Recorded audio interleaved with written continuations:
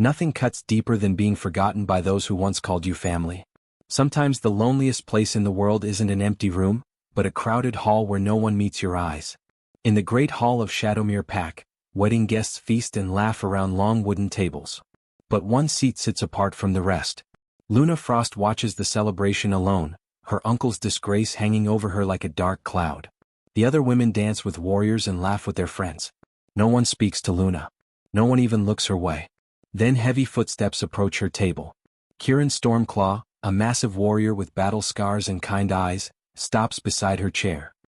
He leans down and whispers 4 words that will change everything: act like you're with me. But what happens when pretending starts to feel real?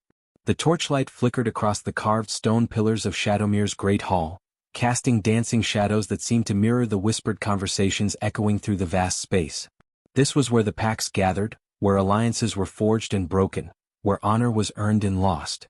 Tonight it served as witness to the wedding of Alpha Marcus Ironheart's eldest daughter to a merchant's son from the Eastern Territories, a union that would strengthen trade routes and fill coffers with gold.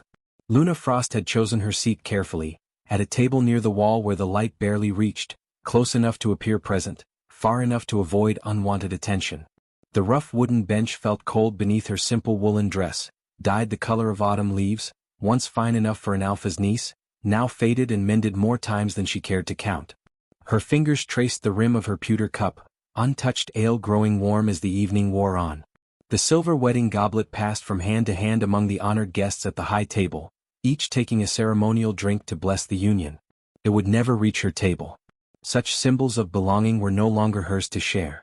3 months had passed since her uncle, Brennan Treacherous Heart, as they now called him, had been executed for his betrayal of the Alpha King's trust. 3 months since the Alpha's broken seal ring had been cast into the fire, its silver melting into shapeless ruin, just as her family's honor had melted away. The accusations still burned in her memory: stolen supplies meant for the Alpha King's armies, secret dealings with rogue wolves, whispered plans to overthrow the rightful order. Brennan had denied it all, even as they dragged him to the execution stone. But the evidence had been overwhelming: documents bearing his seal, witnesses who swore they had seen him meeting with enemy agents, gold coins found hidden in his chambers. The Alpha King's justice had been swift and absolute, and Luna, as his only surviving relative, had inherited more than his lands and livestock. She had inherited his shame. The laughter from the high table grew louder as another round of mead was poured. Alpha Eric Goldmane raised his drinking horn in yet another toast, his booming voice carrying across the hall. To young love that blooms like spring flowers after winter's hard frost. The assembled guests roared their approval, horns and cups thrust skyward. Luna lifted her own cup half-heartedly, going through the motions. She had loved weddings once, had dreamed of her own celebration in this very hall. Now such dreams felt as distant as the stars visible through the smoke hole above. "Look how she sits there, bold as brass," came a whispered voice from the table behind her.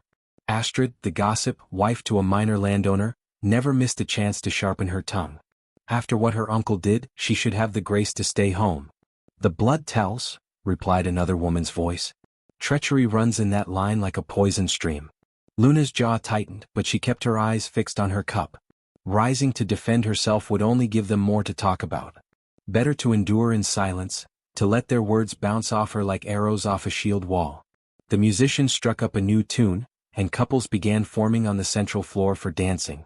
Young men approached young women with shy smiles and outstretched hands. Mothers pushed their daughters forward with meaningful looks. The complex dance of courtship played out before her, a world she could observe but no longer join. She watched Ingrid Fairhair, once her closest friend, accept an invitation from Olaf, the merchant's son. They had planned to be each other's maid of honor, had spent countless afternoons discussing what their weddings might be like. Now Ingrid's eyes slid past Luna as if she were part of the furniture. The isolation cut deeper than any blade. Luna had prepared herself for anger, for accusations, even for outright hostility. But this silent erasure of her existence proved harder to bear. She had become a ghost haunting her own life. Movement caught her eye, a figure approaching through the crowd with purposeful strides. Tall beyond measure, shoulders broad as a doorframe, wearing a cloak that had seen far more battles than celebrations. Kieran Stormclaw moved through the press of bodies like a ship cutting through waves, other guests stepping aside without conscious thought. His reputation preceded him into every room. 20 years of raiding across distant territories, from the green forests of the western lands to the mountain strongholds of the north. They said he had fought beside alpha kings and outlaws alike, that his war cry could freeze the blood of enemies before his claws ever found their necks.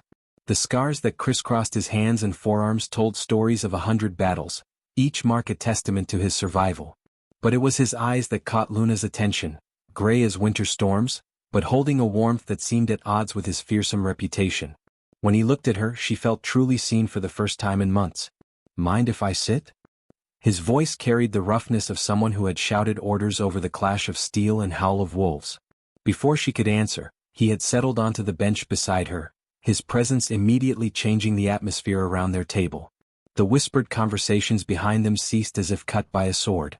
"You don't want to sit here," Luna said quietly, not meeting his eyes. "It will do your reputation no good. My reputation has survived worse things than sharing a bench with a beautiful woman." He signaled to a serving girl, who hurried over with obvious nervousness. "2 horns of your finest mead and be quick about it." "I'm not beautiful," Luna replied, finally looking at him directly. "I'm marked by shame." "There's a difference." "Is there?" Kieran studied her face with the intensity of a warrior assessing an opponent. "I see intelligence in your eyes, strength in the way you hold yourself despite everything they've put you through. That looks like beauty to me." The serving girl returned with their mead, setting the horns down with trembling hands before scurrying away. Kieran raised his horn in a toast. "To those who endure what they shouldn't have to." Luna hesitated, then lifted her own horn. The mead was honey-sweet on her tongue, warming her throat and chest. Around them, she could feel the weight of watching eyes, the buzz of speculation beginning to build. "Why?" she asked simply. "Why risk being seen with me? You've been gone for years. You could have any woman in this hall. Why choose the one person who can only bring you trouble?" Kieran was quiet for a long moment, watching the dancers spin and weave through their intricate patterns. "Maybe I understand something about being marked by the past. Maybe I know what it feels like to carry weight that isn't entirely your own."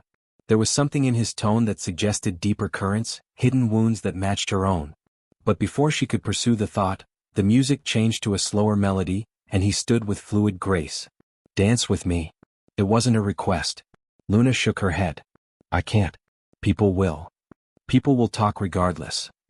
He extended his hand, calloused palm upward. "At least give them something interesting to discuss."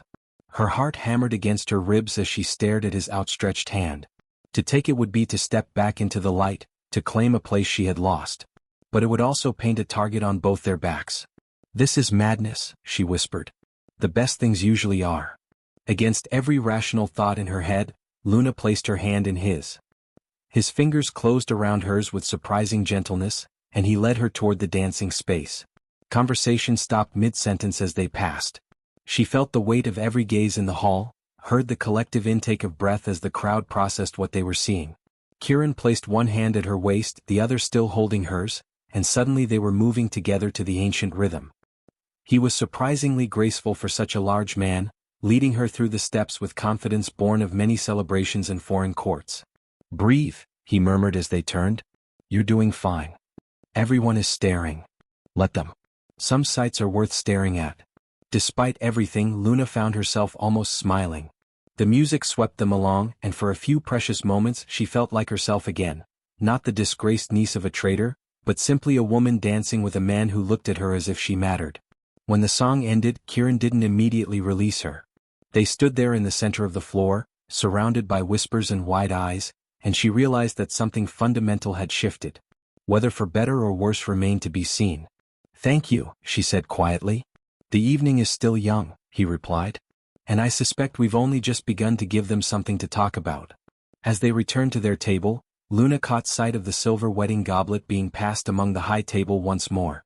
But for the first time all evening she didn't feel its absence quite so keenly. Perhaps belonging came in many forms, and perhaps she had just discovered a new one. The hall had grown quieter as the evening deepened, though the undercurrent of whispered speculation about Kieran and Luna's unexpected partnership hummed like distant thunder. They sat together now, no longer strangers sharing a bench, but something altogether more complicated. Kieran draped his battle-worn cloak across her shoulders when the night air began seeping through the hall's stone walls. The heavy wool still carried the scent of pine forests and distant lands. The cloak felt like armor against the stairs, its weight both protective and possessive. Dark blue-gray wool lined with fox fur, It bore the subtle marks of its travels. A small burn mark from an enemy's torch, a carefully mended tear that spoke of close calls and narrow escapes. To where it was to carry a piece of his story, and Luna found herself drawing comfort from its familiar weight. "Tell me about the Eastern Territories," she said, needing to fill the silence with something other than the awareness of how closely they sat. "I've heard the mountains there can touch the sky itself." Kieran's eyes lit with genuine interest. "The northern peaks are like nothing you've ever imagined. Valleys that stretch for miles, filled with ancient forests so dense their names sound like songs. I once saw a waterfall that fell so far the water turned to mist before it reached the ground." "You speak like a poet, not a warrior. Can't a man be both?" His smile carried hints of mischief. "Though I'll admit poetry doesn't pay as well as the business end of a blade." Their conversation was interrupted by approaching footsteps. Alpha Eric Goldmane himself approached their table, his face flushed with mead and something less pleasant. Behind him followed Torsten the Bitter, whose own family had profited from the redistribution of Luna's uncle's lands. Kieran Stormclaw, Eric's voice carried the false heartiness of a man trying to maintain civility while delivering a blow. "I didn't expect to see you at our humble celebration. Thought you'd be halfway to the Western Territories by now, chasing your next fortune."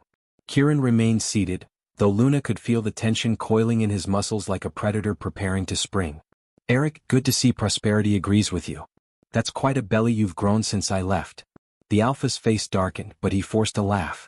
"Always had a sharp tongue, didn't you? Though I wonder if your wit extends to your choice of companions." His gaze fell on Luna like a physical weight. "Some associations carry consequences. And some Alphas talk too much after their third horn of mead," Kieran replied, his voice dropping to a register that made nearby conversations falter. "Perhaps you should return to your high table before you say something that requires an answer." The challenge hung in the air between them like smoke from a funeral pyre. Luna's heart hammered against her ribs. This was exactly what she had feared, her presence dragging others into conflicts they didn't deserve. "Kieran," she began quietly, "perhaps I should stay exactly where you are." His hand found hers beneath the table, fingers intertwining with surprising gentleness. "We were having a pleasant conversation." Eric's face had gone from red to purple. "You would defend the niece of a traitor? A woman whose very name is poison in decent company?" "I would defend anyone who deserves defending." Kieran rose slowly, unfolding to his full impressive height. "And I wonder what decent company you think you're keeping, Eric, considering the lands you were so quick to claim when Brennan fell." The accusation hit its mark. Torsten stepped forward, hand moving instinctively toward his belt knife. "Careful, Stormclaw. That sounds dangerously close to an accusation." "Does it?" Kieran's smile held no warmth. "How interesting that you would hear it that way." The confrontation might have escalated beyond words, but the bride's father chose that moment to call for attention.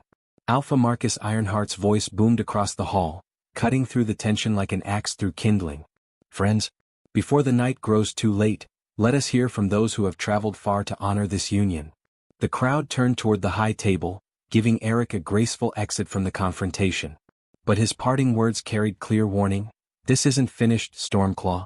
Some choices have consequences that echo longer than expected." As the Alpha and his companion retreated, Luna realized she was trembling, not from fear but from the strange, overwhelming sensation of having someone stand for her. When had anyone last considered her worth defending? "You shouldn't have done that," she whispered as Kieran settled beside her again. "Eric Goldmane is not a man to cross lightly." "Neither am I." His hand still held hers, thumb tracing gentle circles across her knuckles. Besides, someone needed to remind him that land stolen in the wake of another's fall doesn't make for secure ownership. Luna studied his profile as he watched the speakers at the high table. There were depths to this man she was only beginning to glimpse, currents that ran far beneath his reputation as a simple warrior. "You knew my uncle." It wasn't a question. Kieran didn't pretend otherwise. "I knew of him. Brennan Frost was respected when I left for the Eastern raids. What happened during my absence came as quite a shock. Everyone says the evidence was overwhelming. Evidence can be arranged if one has the right connections and sufficient motivation." He turned to look at her directly. "Did you believe he was guilty?" The question hit her like a physical blow. For months she had pushed such doubts aside, accepting her uncle's guilt as the price of moving forward. But in the darkness of sleepless nights, questions had gnawed at her like hungry wolves. I don't know," she admitted. "Uncle Brennan was many things, proud, sometimes harsh, certainly ambitious. But a traitor? A man who would sell supplies meant to feed warriors defending our lands. She shook her head. It never felt right. Trust that feeling, Kieran said quietly. A woman's intuition about family often sees truths that men's logic misses. Before she could respond, the evening's entertainment reached them. A traveling bard had risen to recite an epic poem about ancient heroes, his voice weaving tales of love and betrayal, honor and redemption. But Luna found herself more interested in the man beside her than in stories of distant glory. "Why are you really doing this?" she asked when the bard paused for refreshment. "This. Whatever this is between us." Kieran was quiet for so long she thought he might not answer. When he finally spoke, his words carried the weight of careful truth. "Because sometimes the loneliest people recognize each other across a crowded room. Because you look like someone who needed a friend. Because acting like I'm with you doesn't feel like acting at all." The honesty in his voice made her breath catch. Around them, the celebration continued, laughter and music, the clink of cups and the shuffle of dancing feet. But in their small corner of the great hall, something fragile and precious was taking root. "People will expect explanations," she warned. "They'll want to know what your intentions are, whether this is serious or just a passing fancy. And what would you like me to tell them?" "I don't know." She turned to face him fully, studying the scars that mapped his journey through countless battles. "What are your intentions, Kieran Stormclaw? What happens when the evening ends and daylight forces us back to reality?" His free hand reached up to touch her cheek, fingers rough with calluses but infinitely gentle. "Then we'll find out if what we're pretending tonight has any chance of becoming real tomorrow." The touch sent warmth racing through her, awakening feelings she had buried beneath months of grief and shame. When was the last time someone had looked at her as if she were precious? When had anyone's touch carried promise rather than pity? "This is dangerous," she whispered. "The best things usually are," he repeated his earlier words. But now they carried deeper meaning. "Question is, are you willing to take the risk?" Looking into his storm-gray eyes, Luna realized that the question wasn't whether she was willing to risk her heart. That decision had been made the moment she placed her hand in his and stepped into the light. The real question was whether she was brave enough to believe that someone might choose her, not despite her shame but without regard for it at all.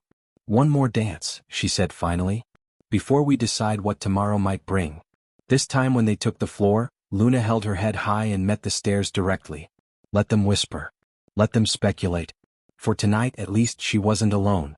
Dawn crept over Shadowmere like a cautious animal, pale light filtering through the smoke and mist that perpetually hung over the settlement. Luna woke in her small cottage with the memory of the previous evening wrapped around her like Kieran's cloak, which still lay across the chair where she had carefully placed it before sleep. The wool held his scent, a mixture of leather, steel, and something indefinably masculine that made her pulse quicken despite herself.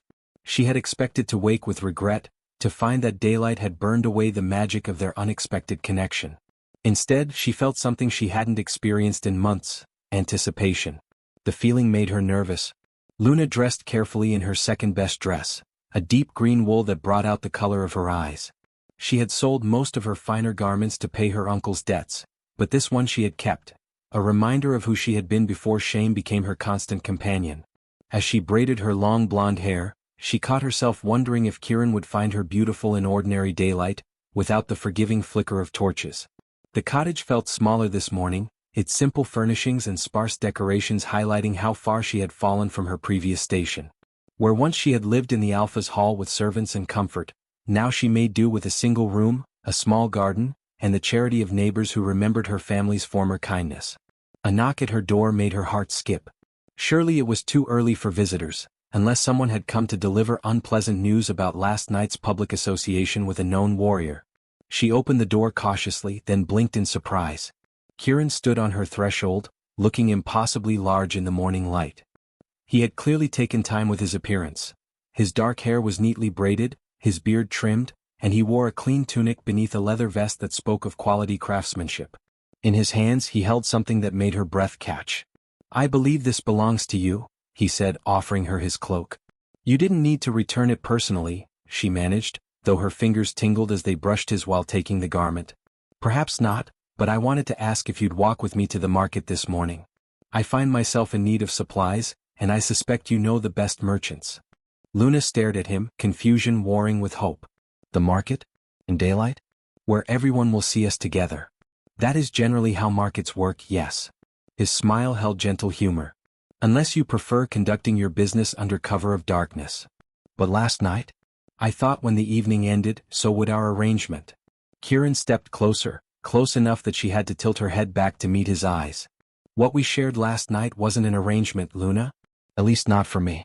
Was it for you? The directness of the question left her momentarily speechless. In her experience, men, especially warriors, preferred indirect approaches to matters of the heart. But Kieran seemed determined to meet every challenge head-on, including this one. I don't know, she admitted. I'm not sure I know how to tell the difference anymore. Then let's find out together. He offered his arm with the same confidence he had shown the night before. A simple walk to the market. No pretense, no performance for an audience. Just two people getting to know each other in daylight. Against her better judgment, Luna found herself accepting his arm. The solid warmth of him beside her felt reassuring as they stepped into the morning air. Shadowmere was already alive with activity. Merchants setting up their stalls, children running errands for their mothers, craftsmen beginning their daily work. The first few people they encountered merely nodded politely, but as they walked deeper into the settlement's heart, Luna became aware of the ripple effect their presence created. Conversations paused mid-sentence. Women looked up from their looms with sharp interest. Men stopped their work to watch them pass. They're staring, she murmured. Let them. I'd rather be stared at than ignored, wouldn't you? The observation struck her with unexpected force. For months, she had craved invisibility, had tried to blend into shadows and avoid notice. But wasn't being ignored simply another form of exile? At least being stared at meant she still existed in their world, even if as an object of curiosity. They stopped at Gunnar the silversmith's stall, where the craftsman displayed his wares on tables covered with rich fabric. Kieran examined several pieces with the eye of someone accustomed to quality goods, but it was a simple carved bone comb that caught his attention. This is beautiful work, he said, lifting the comb to catch the light. The bone was polished to a soft gleam, carved with intricate knotwork patterns that spoke of hours of patient craftsmanship. My daughter made that one, Gunnar said proudly. She's just begun learning the craft, but she has skilled hands. Kieran turned to Luna with the comb in his palm. Your hair is too beautiful to be contained by ordinary pins. This deserves something special. Before she could protest, he was negotiating with Gunnar for the price. The silversmith's eyes flicked between them with barely concealed interest. Here was gossip that would spread through the market before the sun reached its zenith. You shouldn't, Luna said quietly as Kieran counted out silver coins. People will think. People will think I appreciate beauty when I see it. He handed her the comb with a smile. And they'll be right. The simple gift felt precious beyond its modest value. When had anyone last given her something beautiful simply because they wanted to? The bone was warm from his touch, and she found herself tracing the carved patterns with her fingertip. Thank you, she said, meaning far more than the words conveyed.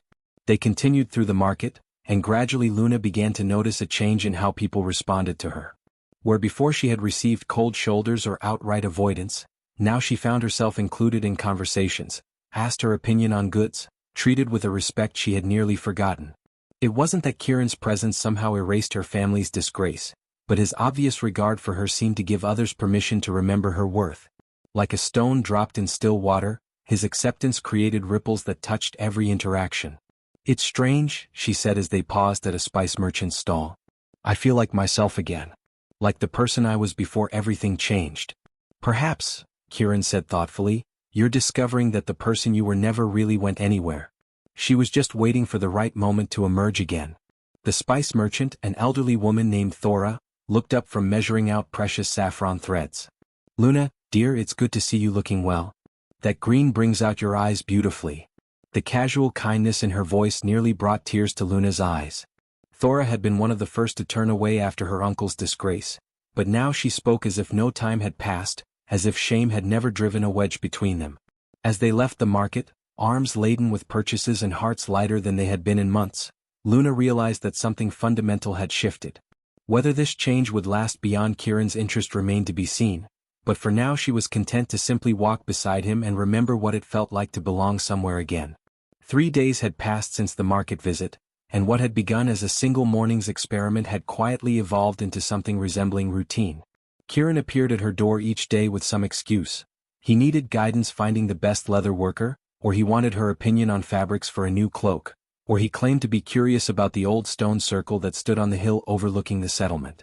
This morning found them sitting among those ancient stones, sharing bread and cheese while the autumn sun painted the valley below in shades of gold and crimson.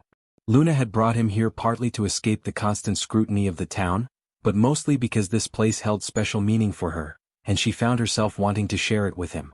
"My grandmother used to bring me here when I was small," she said, running her fingers over the worn surface of the largest stone.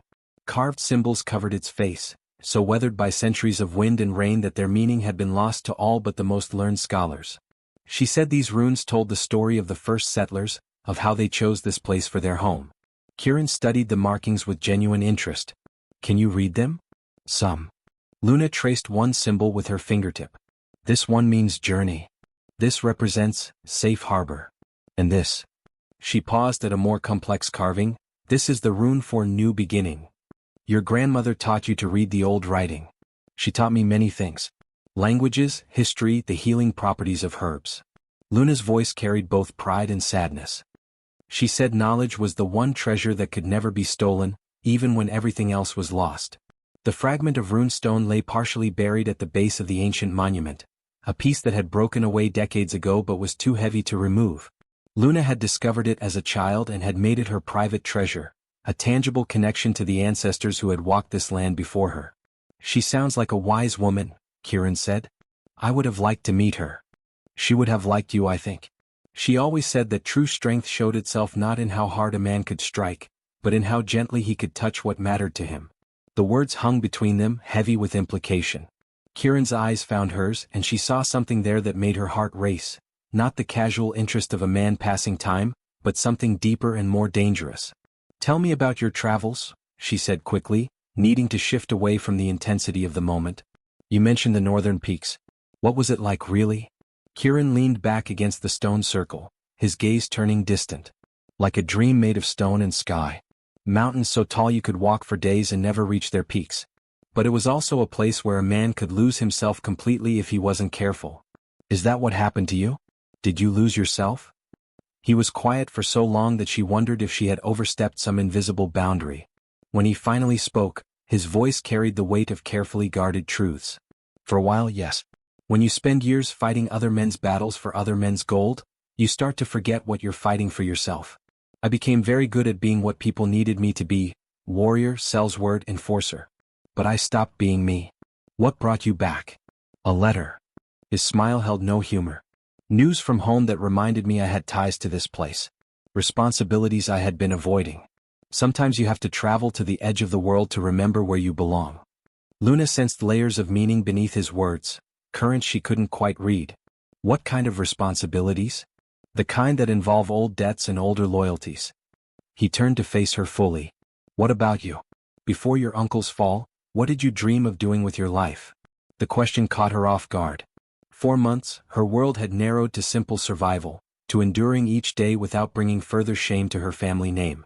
She had almost forgotten that there had been a time when the future held possibilities beyond mere endurance. "I wanted to be a healer," she admitted, "like my grandmother. She taught me which herbs could ease pain, which teas could bring down fever, how to set a broken bone so it would heal straight and strong. I was good at it. People trusted me. They could trust you again." "Not after," she gestured vaguely, encompassing all the weight of her family's disgrace. "Because your uncle was accused of treason, your hands forgot how to heal?" Kieran's voice carried gentle challenge. "Because his name was blackened, your knowledge became worthless?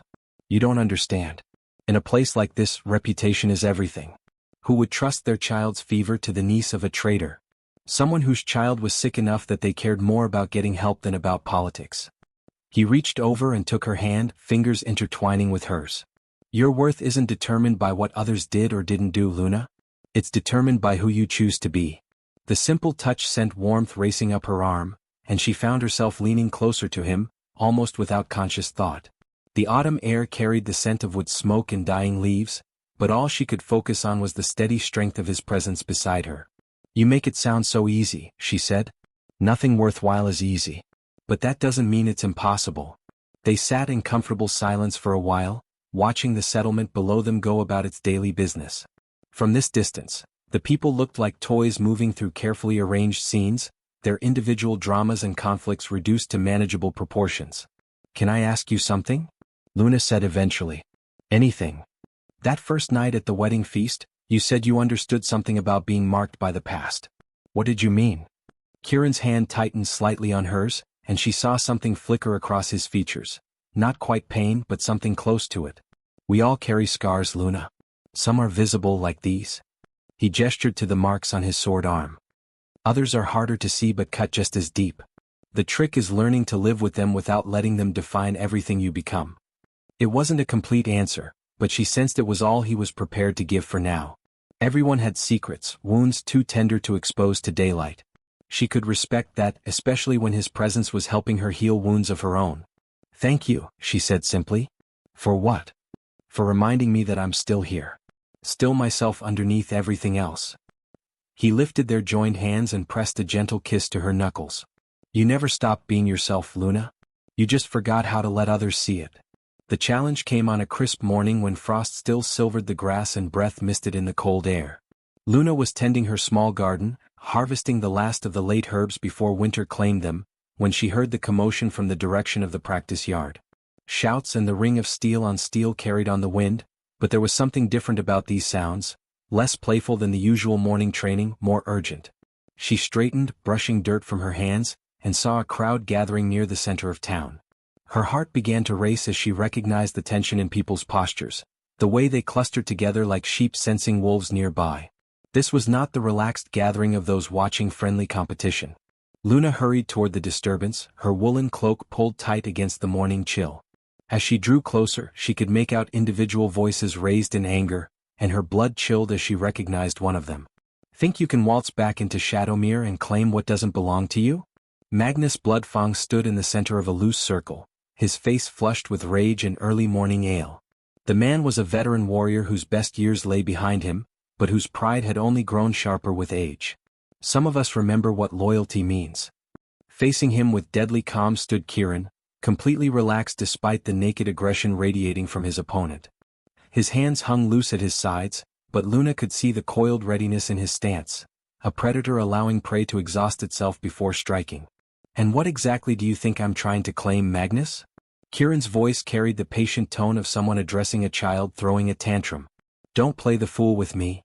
Magnus spat, gesturing wildly with one thick arm. Everyone knows why you've come back. Everyone sees how you parade around with that traitor's niece, acting like you own the place. The words hit Luna like physical blows. So this was about her. Her presence had finally drawn Kieran into the kind of conflict she had feared from the beginning. She pushed through the crowd, desperate to reach them before violence erupted. You think taking up with damaged goods makes you some kind of hero? Magnus continued, his voice growing louder as he played to his audience. Or maybe you just like your women already broken, easier to manage that way. The insult hung in the air like the scent of blood, and Luna saw something dangerous flicker across Kieran's features. His stillness became absolute, the kind of terrifying quiet that preceded storms. You have something to say about my choice of companions? Each word fell like a blade on stone. I'm saying a man is known by the company he keeps. Magnus drew his practice sword, the blunted steel catching the morning light. And I'm saying some company isn't fit for decent folk. Then perhaps, Kieran said with deadly softness, you should choose your words more carefully. Luna broke through the front rank of spectators just as Magnus raised his sword. Stop, she called out, her voice cutting through the tension. Please, both of you, this doesn't need to happen. Magnus turned his sneer toward her. Ah, the lady herself. Come to watch your protector defend your honor? Assuming you have any left to defend? The cruel laughter that followed his words stung worse than any physical blow. Luna felt her cheeks burn with humiliation. But before she could retreat, Kieran stepped between them like a mountain shifting into place. You seem to have forgotten your manners, Magnus. His hand moved to rest on the pommel of his very real, very sharp sword. Perhaps I should remind you of them. You think that reputation of yours frightens me? Magnus sneered, though his voice carried less certainty than before. I've killed men before you were born. And I've killed more men than you've shared ale with. Kieran's matter-of-fact tone made the threat even more chilling. But if you insist on testing which of us remembers the lessons better, I'm happy to oblige. The crowd fell silent, sensing they were witnessing something far more serious than a simple disagreement. Luna could feel the weight of dozens of eyes upon her, could practically hear the wheels turning as people calculated the social implications of what was unfolding. Then, cutting through the tension like a war horn, came a voice that made everyone freeze. What is the meaning of this disturbance? Alpha Eric Goldmane approached with measured steps, his own warriors flanking him.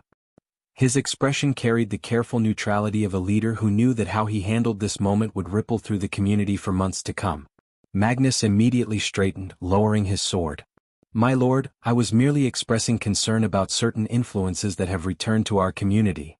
Eric's gaze moved from Magnus to Kieran to Luna, calculating quickly. Influences. This man, Magnus pointed his sword toward Kieran, thinks he can return after years away and immediately claim a place among us. Worse, he flaunts his association with those who have brought shame upon our pack. A murmur ran through the crowd at this bold statement. Luna felt her stomach twist with nausea. Magnus was forcing Eric to take sides publicly, to either support or condemn her presence. Is that so? Eric's voice revealed nothing of his thoughts. And what exactly makes you believe Kieran Stormclaw needs anyone's permission to be here? The question caught Magnus off guard. He had clearly expected the Alpha to support his position, not question his authority to challenge Kieran. My lord, surely you see the danger in? What I see, Eric interrupted smoothly, is a man disrupting the peace of my territory based on gossip and speculation. His eyes fixed on Magnus with cold intensity. Tell me, when did you become the arbiter of who belongs in Shadowmere?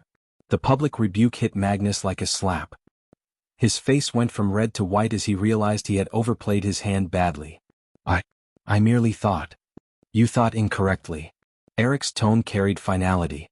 Kieran Stormclaw is a warrior of proven reputation who has brought honor to our community through his deeds. If he chooses to spend time with Luna Frost, that is his decision to make. The Alpha's words were carefully chosen, supporting Kieran without actually defending Luna, maintaining political balance while diffusing the immediate crisis. But Luna caught something else in his expression, a flicker of calculation that suggested this confrontation served his purposes in ways she didn't yet understand. Magnus sheathed his sword with obvious reluctance. Of course, my lord. I spoke hastily. Yes, Eric agreed coldly. You did. Perhaps you should spend some time considering the wisdom of speaking before thinking. As the crowd began to disperse, Luna felt Kieran's hand settle on her shoulder, not possessive but protective. The gesture was small, but its meaning was clear to everyone watching. The messenger arrived 3 days after the confrontation with Magnus, his horse lathered with sweat and his face grim with the weight of urgent news. Luna first noticed the commotion from her cottage window, the sound of hoofbeats at full gallop, followed by shouts and the horn blast that summoned the pack's leaders to emergency council. She had been grinding herbs with her mortar and pestle, preparing the winter medicines that people would need in the months ahead. Despite Magnus' public humiliation, word of her healing knowledge had begun to spread quietly through the community. A farmer's wife had come seeking a remedy for her husband's persistent cough. A mother had asked for a salve to ease her teething child's pain. Small steps toward reclaiming the role she had lost, but progress nonetheless. The bloodied messenger's scroll bore the royal seal, its red wax pressed with the Alpha King's own ring. Luna recognized it from the terrible day when a similar message had arrived announcing her uncle's charges and demanding his immediate arrest. Her hands trembled as she set down her work, memories flooding back with painful clarity. Within an hour, the news had spread through Shadowmere like wildfire. Rogue wolves had struck 3 settlements along the northern border, burning homes and seizing hostages. But this was no ordinary raid. The attacks showed signs of inside knowledge, of someone who knew exactly where the supply stores were hidden, which houses held the most valuable goods, when the local warriors would be away on patrol. The pattern was chillingly familiar. It was exactly what her uncle had been accused of, providing information to enemies in exchange for gold. Luna found Kieran at the blacksmith's forge, where he had been having his sword examined for winter maintenance. The weapon lay across the anvil, its steel gleaming despite the scars of countless battles. But it was his expression that caught her attention, the careful mask of someone processing unwelcome information. You've heard the news, she said. It wasn't a question. News travels fast in a small pack. He picked up his sword, testing its balance with automatic precision. Especially news that confirms people's worst suspicions. They're already saying it proves my uncle was guilty, Luna said quietly. That if the rogues are still getting inside information, it must mean his network of traitors is still active. And what do you think? The question was gentle, but she heard the deeper concern beneath it. Kieran was asking not just for her opinion, but testing whether she would be swayed by popular sentiment or hold to her own convictions. "I think," she said carefully, "that it's convenient how the raids follow the same pattern that condemned my uncle." "Almost too convenient." Kieran's expression sharpened. "Meaning?" "Meaning that if someone wanted to ensure my uncle's guilt was never questioned, they would need to provide ongoing evidence that his network was still operational. What better way than to stage raids that match his supposed crimes?" It was a dangerous theory, one that suggested deliberate conspiracy rather than simple ongoing treachery. But as Luna spoke the words aloud, they felt increasingly right. The timing, the methods, the convenient confirmation of existing suspicions. It all felt orchestrated. "That's a serious accusation," Kieran said quietly. "Not an accusation.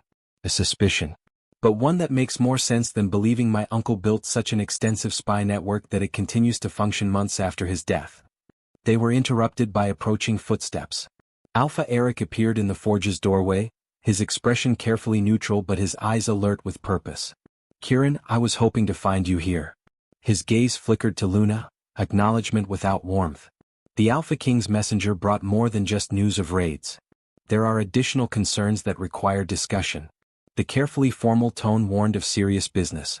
Luna began to step away, recognizing the signs of a conversation she wasn't meant to hear. But Eric's next words stopped her cold. "Actually, this involves you as well, Luna. Perhaps you should hear this directly rather than through gossip and speculation." Her stomach clenched with familiar dread. Nothing good ever came from being included in the Alpha's official discussions. Eric moved closer, lowering his voice despite the relative privacy of the forge. "The messenger brought word that the Alpha King is sending investigators to examine the recent raids. But their mission extends beyond simple inquiry. They've been ordered to look into any remaining connections to Brennan Frost's network." "What does that mean?" Luna asked, though she suspected she already knew. "It means they'll be questioning anyone who might have had contact with your uncle's operations. Family members, close associates, anyone who might have knowledge of how his system worked." The implication hung heavy in the air. As Brennan's only surviving relative, Luna would be their primary target for questioning.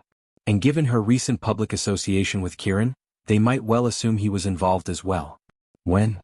Kieran's voice carried deadly calm. "Within the fortnight. Perhaps sooner." Eric's expression remained carefully neutral.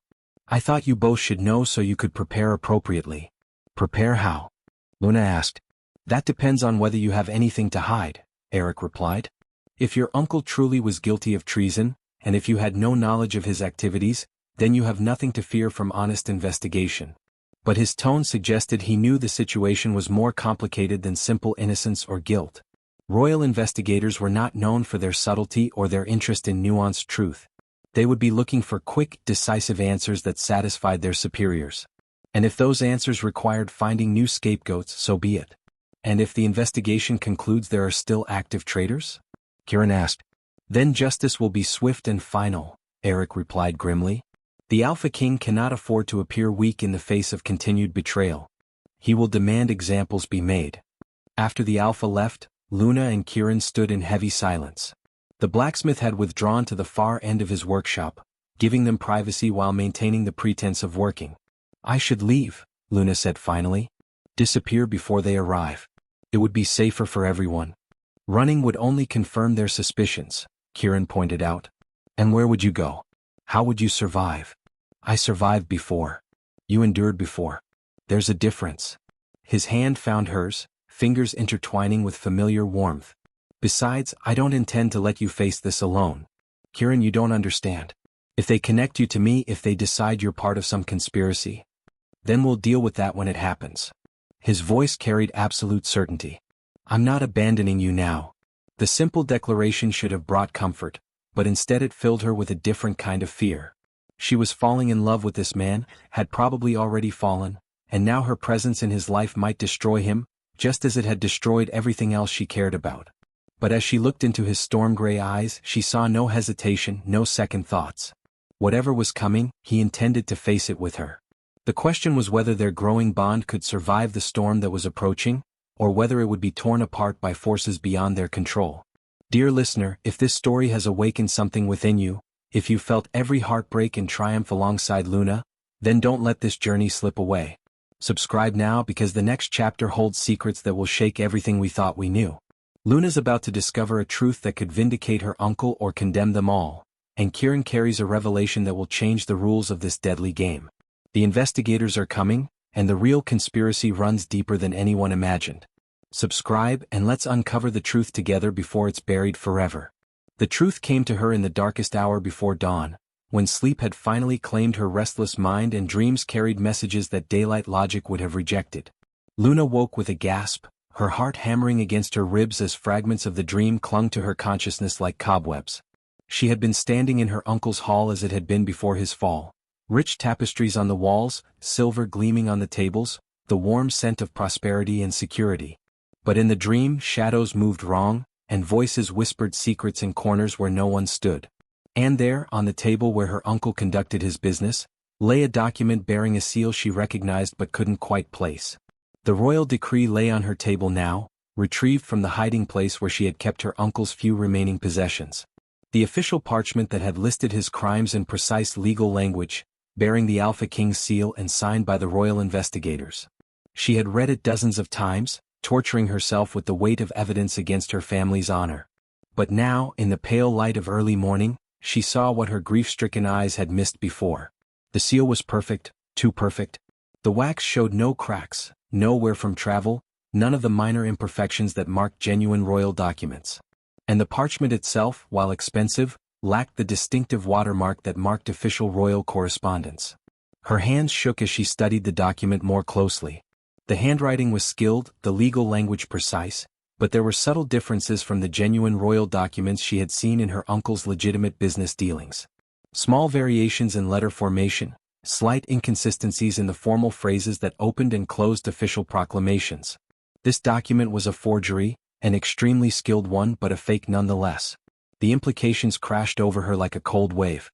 If the royal decree was false, then her uncle's trial had been based on fabricated evidence. Someone had orchestrated his downfall with meticulous care, creating documents convincing enough to fool even the Alpha King's own representatives. But who had the skill to forge royal documents? Who had access to official seals and royal parchment? And more importantly, who had the authority to ensure that no one questioned the evidence too closely? The answer came to her with sickening clarity, and she had to grip the table's edge to steady herself. Only someone with intimate knowledge of royal procedures could have created such convincing forgeries.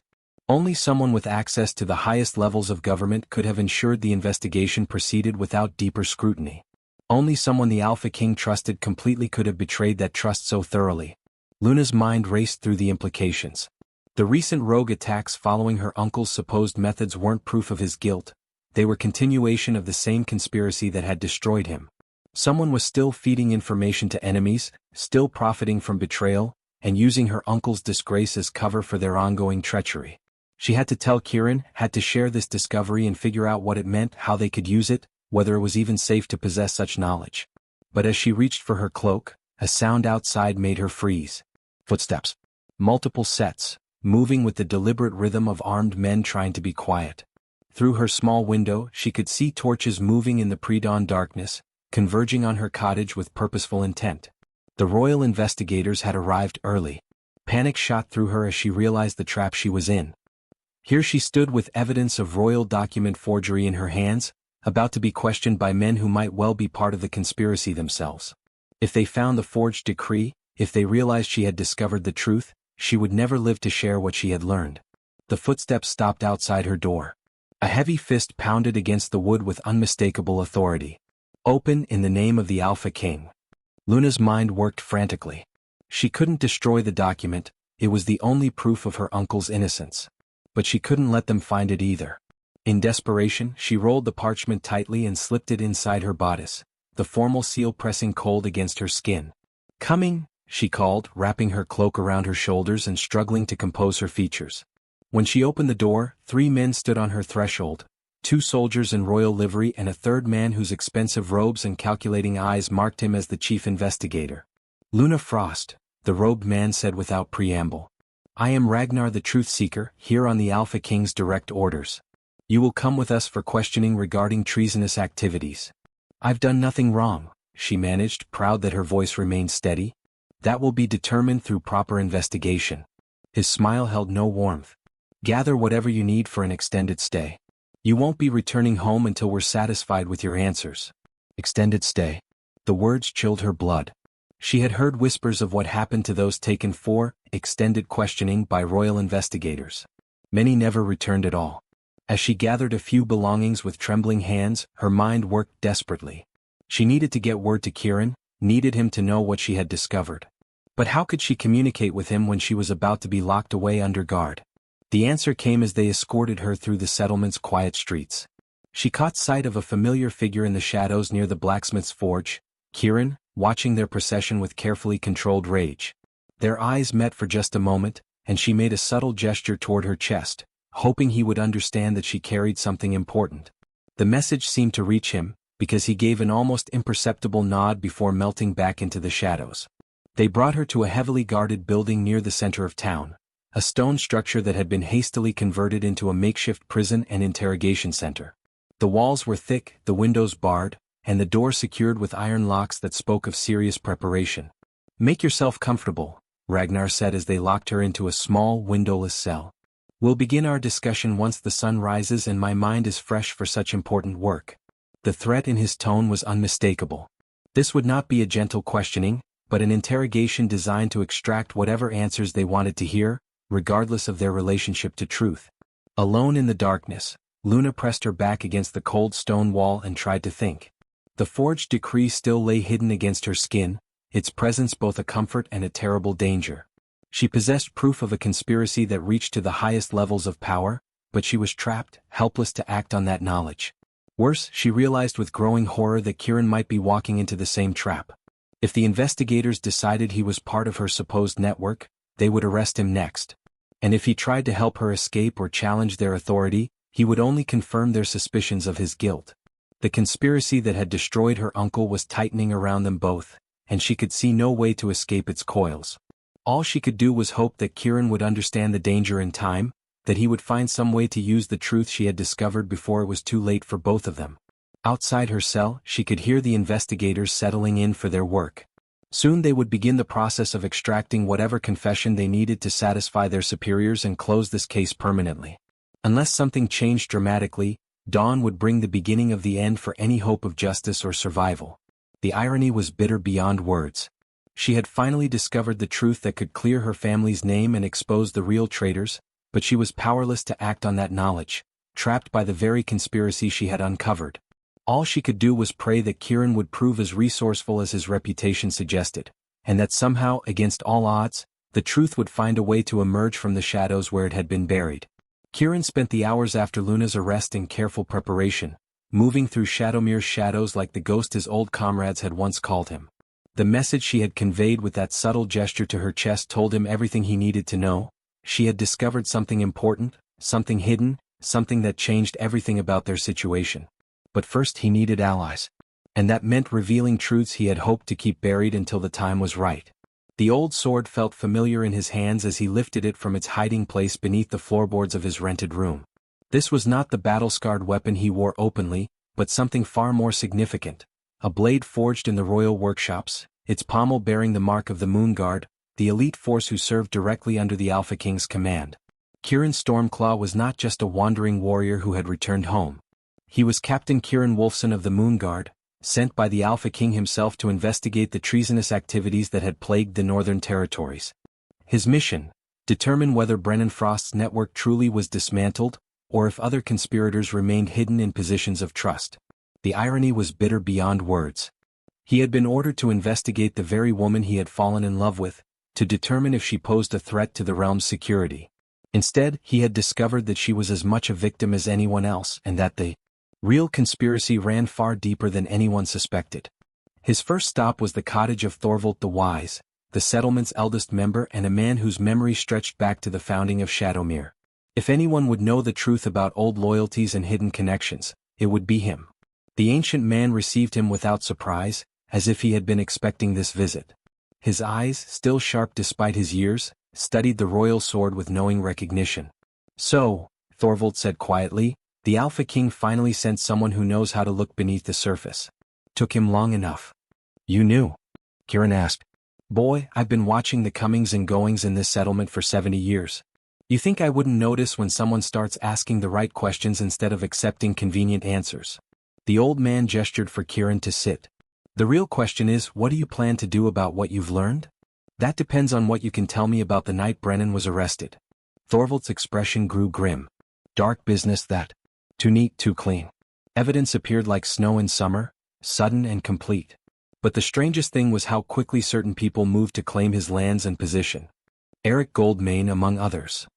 But Eric was just the most obvious beneficiary. There were others who gained from Brennan's fall. Trade agreements that shifted, alliances that reformed, debts that were conveniently forgiven. The old man's eyes sharpened. Tell me, Captain, have you considered who had the authority to make all those arrangements happen so smoothly? The implication hit Kieran like a physical blow. He had been so focused on the obvious suspects that he had missed the deeper truth. Someone with administrative authority, someone who could expedite legal transfers and official approvals. Someone trusted enough that their word wouldn't be questioned. Ragnar the Truth Seeker, he said quietly. Now you're thinking like an investigator instead of a warrior, Thorvald approved grimly. That man has been the Alpha King's chief investigator for 15 years. How many convenient discoveries do you think he's made in that time? How many cases has he solved by finding exactly the evidence needed to satisfy his superiors? The scope of the conspiracy was staggering. If Ragnar was corrupt, if he had been manufacturing evidence and eliminating threats for years, then dozens of cases might be tainted. Dozens of innocent people might have died for crimes they never committed. I need proof, Kieran said. Then you'd better move fast. Word is that Luna Frost will confess to her crimes by sunset tomorrow. Apparently, the investigation is proceeding faster than expected. The threat was clear. Ragnar intended to extract whatever confession he needed and close this case permanently. There would be no trial, no opportunity for appeal, just a quick execution to tie up loose ends and satisfy royal justice. Kieran's next stop was the blacksmith's forge, where he found Eric Goldmain examining weapons with the careful attention of a man preparing for conflict. The Alpha looked up as Kieran approached, and something flickered in his eyes, recognition, calculation, and perhaps a hint of fear. Kieran, I heard about the arrest. Unfortunate business. Is it? Kieran let his hand rest casually on his sword hilt. Or is it exactly what someone wanted to happen? Eric's expression grew cautious. I'm not sure what you're implying. I'm implying that some people have profited remarkably well from recent tragedies. Land acquisitions, trade agreements, convenient partnerships with neighbors who were once competitors. Kieran stepped closer. Makes a man wonder if those tragedies were as unexpected as they seemed. The Alpha's face hardened. Be very careful with your accusations, Stormclaw. Some words can't be taken back. And some actions can't be undone. Kieran's voice dropped to deadly quiet. The question is, are you part of the problem or part of the solution? For a long moment, they stared at each other in tense silence. Then Eric seemed to reach some internal decision. What do you want to know? Everything. Starting with what really happened the night the evidence against Brennan was discovered. Eric glanced around the forge, ensuring they were alone, then spoke in carefully measured tones. The documents appeared in Brennan's chambers during a search I wasn't allowed to witness. Ragnar insisted on conducting it personally, with only his own men present. When they emerged, they had everything needed to prove treason. And you accepted this without question? I accepted it because questioning a royal investigator's methods is a good way to find yourself under investigation. Eric's voice carried bitter honesty. But yes, I had doubts. Brennan was many things, but he was no fool. If he were truly running a spy network, he wouldn't have left evidence lying around like breadcrumbs. So why didn't you speak up? Because dead men tell no tales, and I had no desire to join Brennan in the grave. Eric met his eyes directly. But if you're planning what I think you're planning, you'll need more than suspicions and moral outrage. What would I need? A way to prove Ragnar's corruption that doesn't rely solely on the word of people he could easily discredit. Eric paused. And a plan that doesn't get everyone involved executed for treason against the Alpha King's chosen representative. Kieran nodded grimly. The Alpha was right. They needed irrefutable proof and a way to present it that wouldn't result in their immediate deaths. But time was running short and Luna's life hung in the balance. There might be a way, Eric continued slowly, but it would require considerable risk from everyone involved. Explain. Ragnar keeps his personal documents in a locked chest in his temporary quarters. If those documents include correspondence with his rogue contacts, or records of payments received for information provided, they would constitute proof even the Alpha King couldn't ignore. You're talking about breaking into a royal investigator's private chambers and stealing official documents. I'm talking about recovering evidence of treason, Eric corrected. The fact that such evidence happens to be in Ragnar's possession merely indicates the depth of his betrayal. It was a desperate plan, fraught with dangers that could destroy them all. But as Kieran considered their alternatives, he realized they had no choice. Luna would not survive tomorrow's interrogation unless they could provide dramatic proof of her innocence and Ragnar's guilt. How do we get access to his chambers? Leave that to me, Eric said grimly. I may have profited from Brennan's fall, but I'm not without conscience. If that man was innocent, if I helped destroy an honorable family through my silence, then I owe his niece whatever aid I can provide. They spent the remaining daylight hours in careful planning, mapping guard rotations and timing their approach for maximum effectiveness. As the sun set over Shadowmere, painting the sky in shades of blood and fire, Kieran felt the familiar tension that preceded battle. But this would be a different kind of warfare, not the honest clash of steel against steel, but a shadow conflict where truth and lies battled for supremacy, and where the wrong move could doom everyone he cared about. Somewhere in the stone building that served as Ragnar's headquarters, Luna waited in darkness, holding secrets that could change everything. Tomorrow would bring either vindication or destruction, and the margin for error was vanishingly small. Kieran touched the pommel of his ancestral sword, drawing strength from its familiar weight. The Moonguard had sworn oaths to protect the innocent and serve justice, even when that justice required defying those who claimed authority in its name. Tomorrow he would discover whether those oaths meant anything when tested by fire. The assembly horn sounded at dawn, its deep voice echoing across Shadowmere and summoning every free person to witness what Ragnar proclaimed would be the final resolution of the treason investigation. The great hall had been transformed into a makeshift court, with the truth stone of the assembly moved from its traditional place in the center of town to a position of honor before the high table.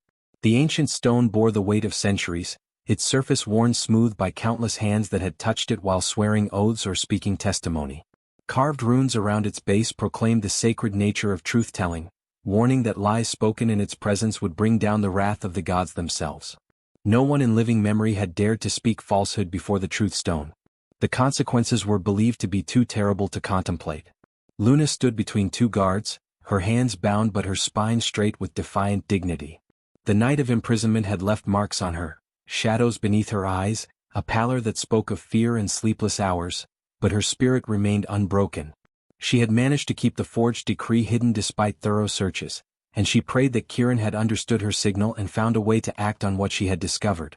Ragnar the Truth-Seeker sat in the place of honor, his expensive robes and carefully groomed appearance marking him as a man of authority and refinement. But Kieran, watching from the crowd, could see the subtle signs of tension in the investigator's posture, the slightly too rigid shoulders, the way his eyes kept flickering toward the exits, the careful positioning of his personal guards around the hall. People of Shadowmere, Ragnar's voice carried easily through the packed hall, we gather today to conclude a matter of vital importance to the security of our realm. The woman before you stands accused of continuing the treasonous activities begun by her uncle, of providing aid and comfort to enemies of the crown. A murmur ran through the crowd. Many faces showed uncertainty rather than conviction. The evidence presented had been serious, but doubts lingered about its completeness and timing. However, Ragnar continued with theatrical gravity, justice requires that all truth be revealed before judgment is passed. Therefore, I call upon any who possess knowledge relevant to this case to speak now, before the truth stone, in the presence of gods and witnesses. It was a standard legal formula, rarely invoked because few people dared challenge royal investigators. But Ragnar's confident smile suggested he expected no surprises. After all, who would dare contradict the Alpha King's own representative? Kieran stepped forward, his movement creating a ripple of recognition through the crowd. The royal sword at his side caught the morning light streaming through the hall's windows, its polished steel and distinctive pommel marking it as something far more significant than a simple warrior's weapon. I have knowledge relevant to this case, he declared, his voice carrying the authority of absolute conviction. Ragnar's expression shifted subtly, confidence flickering as he recognized something dangerous in Kieran's demeanor. You may speak, but remember that false testimony before the truth stone carries severe penalties. I am well aware of the penalties for lies, Kieran replied, moving to stand beside the ancient stone, as I am aware of the penalties for treason against the crown. He drew his sword in one fluid motion, but instead of threatening anyone, he placed its point against the truth stone's surface in the ancient gesture of oath-binding. The crowd gasped as they recognized the ritual. This was no casual testimony, but a formal invocation of the god's judgment. I am Kieran Wolfson, captain of the Moonguard, sent by the Alpha King himself to investigate treasonous activities in the Northern Territories. His voice rang through the hall like a bell. I swear by this stone and by my oath to the crown that the words I speak are truth. The revelation hit the assembly like a physical blow. Ragnar's face went white as he realized the trap that was closing around him. A captain of the Moonguard outranked any investigator, and his testimony would carry weight that even royal authority could not easily dismiss. The woman Luna Frost is innocent of all charges, Kieran continued, his voice gaining power with each word. Her uncle Brennan was the victim of conspiracy, not its architect. The true traitor stands among us now, hiding behind stolen authority and forged documents. This is preposterous. Ragnar sputtered, rising from his seat.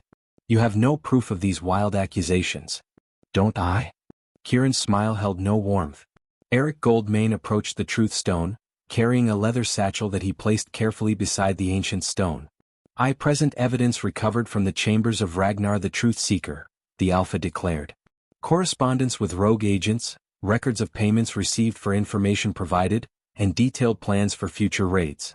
The assembly erupted in shocked murmurs as Eric opened the satchel and began displaying its contents.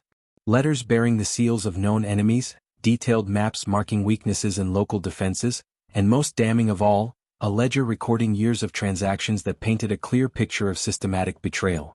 Ragnar's composure cracked completely. Those documents are forgeries.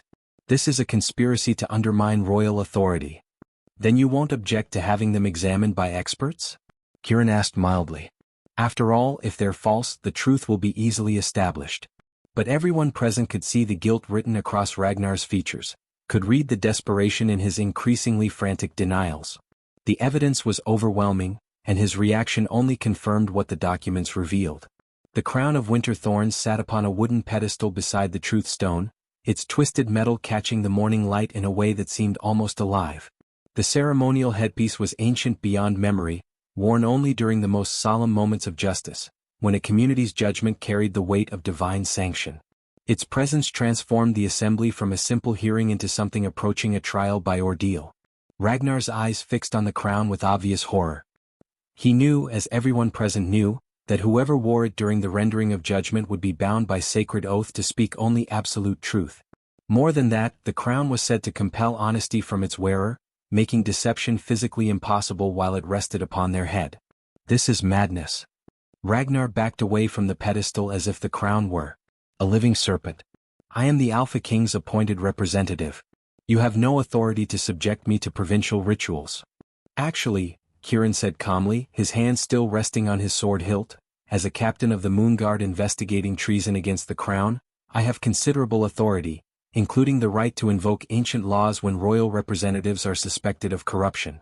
The crowd pressed closer, sensing they were witnessing something that would be spoken of for generations.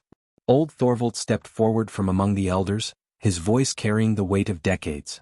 The law is clear, he pronounced. When accusations of this magnitude are made against one who claims royal authority, the accused may prove their innocence by wearing the crown of winter thorns and speaking their truth before the assembly. And if they refuse? Eric Goldmane asked, though his tone suggested he already knew the answer. Then their guilt is considered proven beyond doubt, Thorvald replied grimly. Ragnar's face cycled through expressions of rage, fear, and desperate calculation. His guards had moved closer to him, but they were outnumbered and faced with a crowd whose mood was turning increasingly hostile as the implications of the evidence became clear. I demand trial by combat, Ragnar declared suddenly. As is my right under royal law. Combat against whom? Kieran asked. You stand accused by the Alpha King's own captain, backed by physical evidence and sworn testimony. Who exactly do you propose to fight? The question hung in the air like smoke from a funeral pyre. Trial by combat required a clear accuser willing to risk their life on the truth of their claims, but Ragnar faced not one man but an entire community united in judgment. I call upon my right to face my primary accuser, Ragnar said desperately, drawing his own sword with trembling hands. You, Kieran Wolfson. If you truly believe these lies, then prove it with steel. The challenge sent a ripple of excitement through the crowd. Combat between a royal investigator and a captain of the Moonguard would be a battle worthy of songs, regardless of its outcome. But Kieran shook his head slowly. You mistake the nature of your situation, Ragnar. I'm not your accuser. She is. He gestured toward Luna, who stood with growing understanding of what was being offered to her. The choice was hers to make: accept the formal vindication that others would provide, or claim the right to face her tormentor directly. The law allows for champions, Eric pointed out. Luna Frost could name Kieran as her representative in combat. She could, Kieran agreed. But that is her decision to make. All eyes turned to Luna as she stepped forward, the crowd parting before her like water before a ship's prow. The guards moved to stop her, but Kieran's quiet gesture made them hesitate long enough for her to reach the truth stone. I have something to say, she declared, her voice carrying clearly through the hushed hall. Before any blood is shed in my name, let all truth be revealed. With careful deliberation, she reached inside her bodice and withdrew the forged royal decree that had condemned her uncle. The parchment crackled as she unfolded it, its false seals and lying words exposed to the light for all to see. This is the document that destroyed my family, she said, holding it high. But it is a forgery created by someone with access to royal materials and knowledge of official procedures. The assembly erupted in shocked exclamations as people pressed forward to examine the evidence. Even without expert knowledge, many could see the subtle signs that marked the document as false once they knew what to look for. Ragnar made one final desperate gambit. That proves nothing. Anyone could claim forgery after the fact. Could they?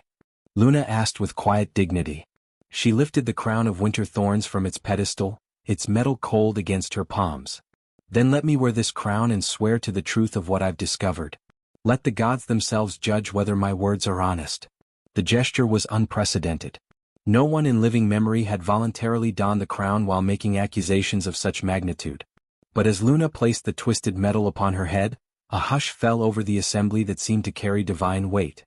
I swear by the truth stone and this sacred crown that the man who calls himself Ragnar the Truthseeker is a traitor to the crown he claims to serve, she declared, her voice ringing with absolute conviction. I swear that he forged the evidence against my uncle and has been feeding information to rogue wolves for years. I swear that justice demands his crimes be exposed and punished according to law. The words seemed to hang in the air with supernatural force, and everyone present felt the weight of divine judgment settling over the assembly like morning mist. The crown of winter thorns had accepted her testimony, and with it, the truth could no longer be denied. Ragnar's sword clattered to the floor as his strength failed him. His face had gone gray, and his breathing came in ragged gasps. The accumulated weight of his crimes, now exposed to the light, seemed to crush him where he stood. Guards, Kieran said quietly, his voice carrying absolute authority. Arrest this man for treason against the Alpha King and crimes against the people of this realm. He will be held for trial under proper jurisdiction, where all his actions will be examined and judged. As the guards moved to take Ragnar into custody, Luna removed the crown of winter thorns with trembling hands. The weight of what she had just done, standing before her entire community and claiming truth through sacred ritual, left her shaking with reaction. But before she could collapse, strong arms caught her. Kieran was there, supporting her weight, his presence solid and reassuring against the chaos swirling around them. You were magnificent, he murmured into her hair. Brave beyond measure. I was terrified, she admitted, her voice muffled against his chest. Bravery isn't the absence of fear. It's acting despite it. He pulled back enough to look into her eyes. You just saved not only yourself but exposed a conspiracy that has corrupted justice for years. Your uncle's name is cleared, Luna. Your family's honor restored. The words took a moment to penetrate, but when they did, Luna felt something break open inside her. A dam of grief and shame that had been holding back too much for too long. Tears streamed down her face, but they were tears of relief, of vindication, of a burden finally lifted. Around them, the assembly was erupting into discussion and debate. Some called for immediate execution of the traitor. Others demanded a full investigation into all of Ragnar's past cases. But gradually, a new sound began to rise above the chaos, a sound that started with one person and spread like wildfire through the crowd. They were cheering. Cheering for Luna, for her courage, for the truth she had uncovered and the justice she had demanded.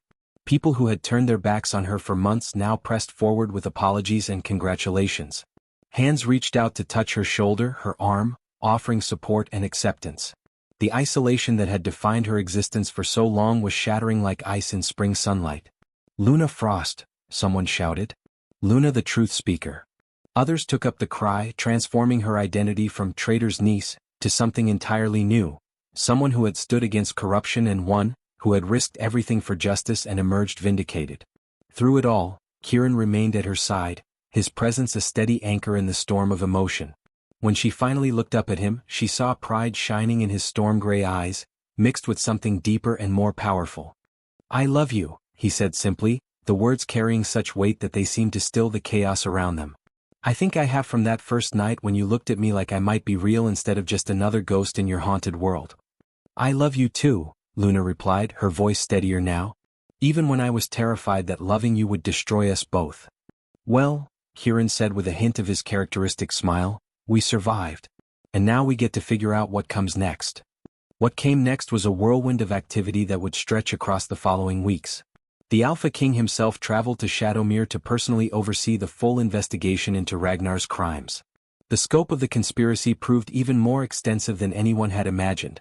Dozens of cases were reopened, innocent people posthumously cleared of charges, and a network of corruption rooted out from positions of trust throughout the realm.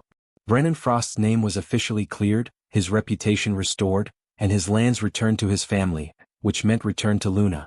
The broken seal ring that had once symbolized her family's disgrace was replaced with a new one, bearing the Alpha King's personal blessing and a guarantee of his protection. But perhaps more significantly, the Alpha King publicly acknowledged Luna's role in exposing the truth.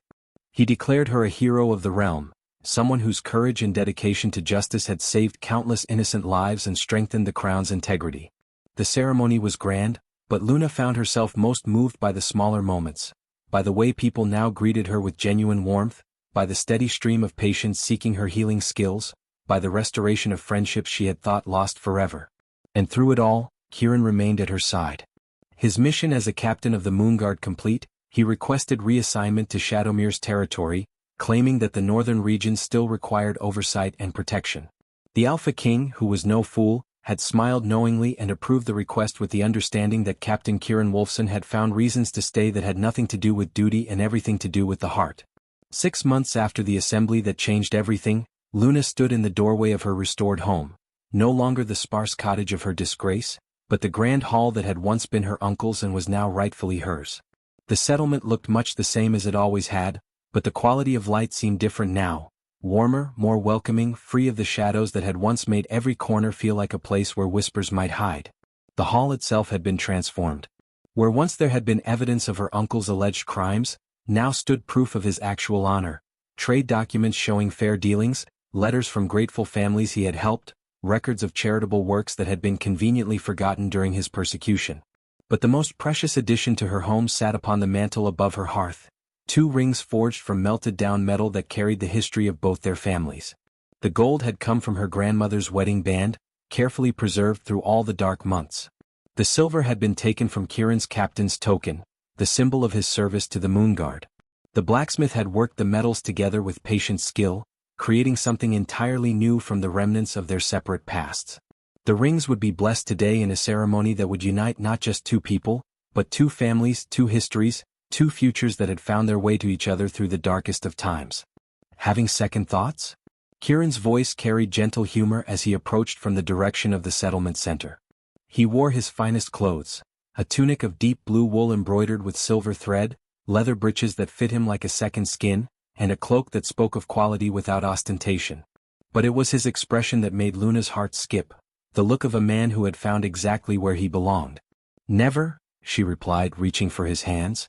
"Though I still can't quite believe this is real." "It's real," he assured her, lifting her fingers to his lips. "As real as the fact that Ragnar the Truth Seeker, or rather Ragnar the Traitor, met his end on the execution block 3 months ago. As real as your uncle's restored honor and your family's vindicated name." The weeks following the assembly had moved with the swift efficiency of royal justice properly applied. Ragnar's confession, extracted under the weight of overwhelming evidence, had revealed the scope of a conspiracy that reached back nearly a decade. Dozens of cases were reopened, innocent people posthumously cleared of charges, and the network of corruption rooted out from the highest levels of the Alpha King's administration. The Alpha King himself had traveled to Shadowmere to personally oversee the restoration of Brennan Frost's reputation and to ensure that his niece received not just compensation but royal recognition for her role in exposing the truth. The ceremony had been simple but profound. The broken seal ring that had once symbolized her family's disgrace was replaced with a new one bearing the Alpha King's personal blessing and a guarantee of his protection. The children from the eastern settlement should arrive by midday, Luna said, adjusting the herbs hanging from her hall's rafters. Her practice as a healer had not just resumed but flourished, with people traveling from distant communities to seek her skills. Young Brennan's fever broke yesterday, but I want to make sure the lung sickness doesn't return. You named him after your uncle. It wasn't a question. His parents did actually. Said they wanted their son to carry the name of an honorable man. Luna's voice carried quiet satisfaction. It seems the truth has a way of spreading just as quickly as lies, once it's given the chance. They walked together toward the great hall where their wedding feast awaited. The same building where Luna had once sat alone and forgotten, now buzzing with preparation for a celebration that would unite the entire community. Tables groaned under the weight of food and drink, musicians tuned their instruments, and flowers gathered by the settlement's children decorated every surface. Any regrets? Luna asked as they paused at the hall's entrance. You could have had any posting in the kingdom after exposing Ragnar's conspiracy. The Alpha King offered you command of the entire Moonguard, governorship of major territories, wealth and position beyond imagining. And instead I chose to marry a stubborn healer in a northern settlement, Kieran replied with a grin. Clearly I've lost my mind completely. Clearly. Besides, his expression grew more serious, I spent 20 years serving other people's dreams, fighting other people's battles, building other people's fortunes. It's time I focused on something that's mine. Ours? She corrected. Ours, he agreed, and the word carried the weight of promise, of shared futures and intertwined destinies. The ceremony itself was simple but profound, conducted by the settlement's eldest priest before an assembly that included everyone who had witnessed their first public dance months ago. As they exchanged the rings forged from their combined histories, Luna felt the last shadows of her uncle's disgrace finally lifting from her shoulders. With this ring, Kieran said, his voice carrying clearly through the hushed hall, I bind my life to yours, my honor to yours, my future to yours. Through all the moons to come, in light and in darkness, as Alpha and Luna together. With this ring, Luna replied, her voice strong and clear, I offer my heart, my strength, my healing hands and all the love I have to give. Through all seasons, in joy and in sorrow, as Luna and Alpha together. When their lips met in the kiss that sealed their union, the cheer that rose from the assembled guests seemed to shake the very rafters. But for Luna, the sound faded into background noise as she lost herself in the arms of the man who had seen her worth when the world had written her off as worthless. The feast that followed was legendary, spoken of for years afterward. Tables laden with roasted meats and fresh bread, mead flowing freely, music that made even the oldest pack members want to dance. Luna found herself swept from one group to another, receiving congratulations and well wishes from people who had once shunned her. Ingrid Fairhair, her once friend, approached with tears in her eyes. I'm so sorry, Luna. I was a coward when you needed friends most. Can you ever forgive me? Luna embraced her without hesitation. There's nothing to forgive. We were all frightened, all trying to survive in a world that suddenly made no sense. You're here now. That's what matters. As the evening wore on and the celebration continued, Luna kept finding herself drawn back to Kieran's side, as if her body couldn't quite believe he was real, that this happiness was something she was allowed to keep. What are you thinking? He asked during a quiet moment, his arm wrapped around her waist as they watched the dancers. I'm thinking about that first night, she admitted. When you sat beside me and offered to let me pretend I was with you. I thought it was the craziest thing anyone had ever suggested. And now I realize you weren't offering pretense at all. You were offering truth, the truth that I was worth choosing, worth defending, worth loving. You saw that truth before I could see it myself. Kieran pulled her closer, his lips brushing her temple. I saw what was always there, Luna. I just helped you remember it. Later, as the celebration continued around them and the sun set over Shadowmere, they stood together on the same hill where the ancient stone circle marked the place of new beginnings. The rings on their fingers caught the last light of evening, symbols of a love that had grown from pretense into something real and lasting. So, Kieran said, pulling her close against the evening chill, what happens now? Luna smiled, thinking of the children who would need healing, the herbs that would need gathering, the life they would build together in this place that had become truly home. But more than that, she thought of the changes already taking root. The way people now looked to her not as a reminder of shame but as an example of courage, the way her healing practice had become a center of community care, the way her uncle's restored name had opened doors for others who had been wrongly accused. Now, she said, we heal. Not just bodies but trust. Not just wounds but the community itself. We show them that justice is possible, that truth can prevail, that families can be rebuilt from ashes. Ambitious goals for a wedding night, Kieran teased. We have time, Luna replied, leaning into his warmth. All the time in the world. And they did. The months that followed brought challenges, certainly. Old habits of suspicion died hard, and there were those who struggled to accept the dramatic reversal of Luna's fortune. But gradually, steadily, the community healed. Luna's skill as a healer became renowned throughout the Northern Territories, and people traveled for days to seek her knowledge and gentle care. Kieran, for his part, proved to be more than just a warrior. His experience serving the Alpha King had given him insights into governance and justice that proved invaluable as Shadowmere grew and prospered. He worked closely with Alpha Eric to implement reforms that would prevent future abuses of power, establishing checks and balances that ensured no single investigator could wield unchallenged authority. Together they became pillars of their community, respected, trusted, beloved. But more than that, they became a symbol of something precious. The possibility of redemption, the power of standing for truth even when the cost seemed unbearable, and the miracle of love that emerges from the darkest nights. On the first anniversary of their wedding, Luna stood once more at the ancient stone circle, her hand resting on the slight swell of her belly where new life grew. Kieran stood beside her, his hand covering hers, both of them looking out over the valley that had become their home. My grandmother was right, Luna said softly. She told me once that every ending carries the seeds of new beginnings, that winter's harshest cold gives way to spring's most beautiful blooms. Wise woman, Kieran agreed. She also said that the strongest families are forged in fire, tested by adversity, and strengthened by the choice to love despite fear. Very wise woman. Luna turned to face him fully, her free hand reaching up to cup his cheek. I used to think my story was one of loss, of innocence stolen, honor destroyed, family annihilated. But that was never my story at all. No. My story was always one of finding truth in a world of lies. Finding strength I didn't know I possessed. Finding love in the last place I expected to look. Finding home not in a building or a title, but in the arms of someone who chose to see me when everyone else looked away. Kieran's eyes gleamed with unshed tears. That's a good story. It's our story, Luna corrected. And it's only just beginning. The sun set behind them, painting the sky in shades of gold and crimson, while below them Shadowmere settled into its evening rhythms. Lights beginning to glow in windows, families gathering for evening meals, the peaceful sounds of a community at rest. And on the hill above it all, two people stood together, rings gleaming on their fingers, new life growing between them, and a future stretching out before them like an unwritten page, full of possibility, promise, and the enduring power of love that conquers even the darkest shadows. Beautiful soul, if you're feeling the pull of this journey, if Luna and Kieran's transformation has stirred something in your own heart, then subscribe now, because their story is part of a larger tapestry of redemption and love that continues to unfold. In the next tale, we'll meet others whose lives have been touched by their courage, whose own journeys from darkness to light will challenge everything you thought you knew about strength, loyalty, and the power of choosing truth over comfort. These are stories that need to be told, witnessed, and carried forward. Hit that subscribe button, and let's walk together into the next chapter of magic, mystery, and the unbreakable bonds that define us all.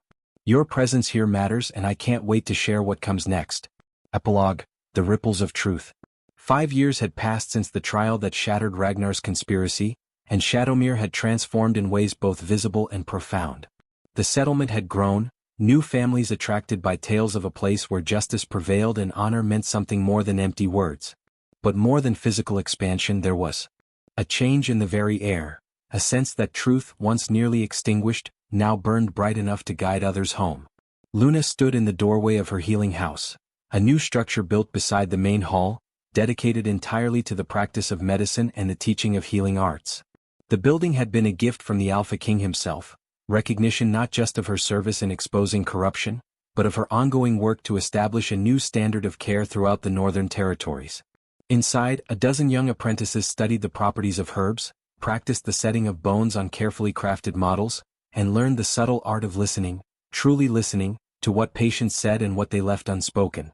Luna had discovered that healing was as much about restoring trust as mending flesh, and her students learned both disciplines with equal dedication. Mama. Mama, watch. A small voice pulled her attention to the yard, where her daughter Freya, named for the grandmother Luna had never stopped missing, was attempting to climb the ancient oak that dominated the healing house grounds. At 4 years old, the child had inherited her father's fearlessness and her mother's stubborn determination, a combination that kept both parents perpetually vigilant. Not too high, little wolf, Luna called, using the nickname Kieran had given their daughter shortly after birth, when her first cries had sounded remarkably like a wolf pup's howl. I can do it, Freya insisted, her small hands finding purchase on bark worn smooth by countless other children's adventures. Papa says I'm brave like you. Luna smiled, her heart swelling with the simple joy of watching her daughter embrace a world that welcomed rather than rejected her. This child would never know the shame that had once defined her mother's existence. She would grow up in a community that valued truth and rewarded courage, surrounded by people who understood that honor was earned through action, not inherited through blood. What has our little warrior conquered today? Kieran's voice came from behind, his arms sliding around Luna's waist as he joined her in the doorway. Even after 5 years of marriage, his touch still sent warmth racing through her, still made her breath catch with the wonder that this magnificent man had chosen her and continued choosing her every day. The oak tree apparently, Luna replied, leaning back against his solid chest. She's determined to reach the branch you marked as your childhood record. She'll make it before summer's end, Kieran predicted proudly. She has your tenacity. And your recklessness. I prefer to call it calculated courage. Luna laughed, the sound free and unguarded in a way it never could have been during those dark months of isolation. She had learned that joy, like healing, was a practice, something to be cultivated daily, nurtured through small moments of connection and gratitude. The delegation from the Western Pax arrives tomorrow, Kieran reminded her, his tone shifting to something more serious. Alpha Marcus wants to discuss implementing your healing protocols in his territories. He's particularly interested in your training methods, how you teach apprentices to identify signs of poisoning and deliberate harm. It was a grim reminder that Ragnar's conspiracy, while exposed and eliminated, had revealed a disturbing truth. Corruption could flourish anywhere systems lacked proper oversight and accountability. In the 5 years since his execution, Luna and Kieran had worked tirelessly to establish new standards, not just for healing practices but for investigations, trials, and the administration of justice itself. Their efforts had attracted attention from across the realm. Alpha Kings and regional leaders sought their counsel, wanting to understand how Shadowmere had transformed from a community nearly destroyed by lies into a beacon of truth and justice. The answer, Luna had discovered, was both simple and complex. It required people willing to stand for what was right, even when the cost seemed unbearable. I've prepared the presentation, Luna said, her mind already moving through the details of tomorrow's discussions. But I want to emphasize that protocols alone aren't enough. What transformed Shadowmere wasn't just new rules, it was a fundamental shift in how we think about power and accountability. You sound like you're preparing to give a speech, Kieran teased gently. Maybe I am. Someone needs to remind these alphas that authority without accountability is just tyranny with better packaging. Kieran's laugh rumbled through his chest, vibrating against her back. There's the woman who stood before an entire assembly wearing the crown of winter thorns and called out the Alpha King's chief investigator. I was worried domesticity might have softened you. Domesticity has given me more to protect, Luna corrected, her eyes finding Freya again as the child reached the contested branch with a triumphant shout. Which makes me more dangerous, not less. It was true.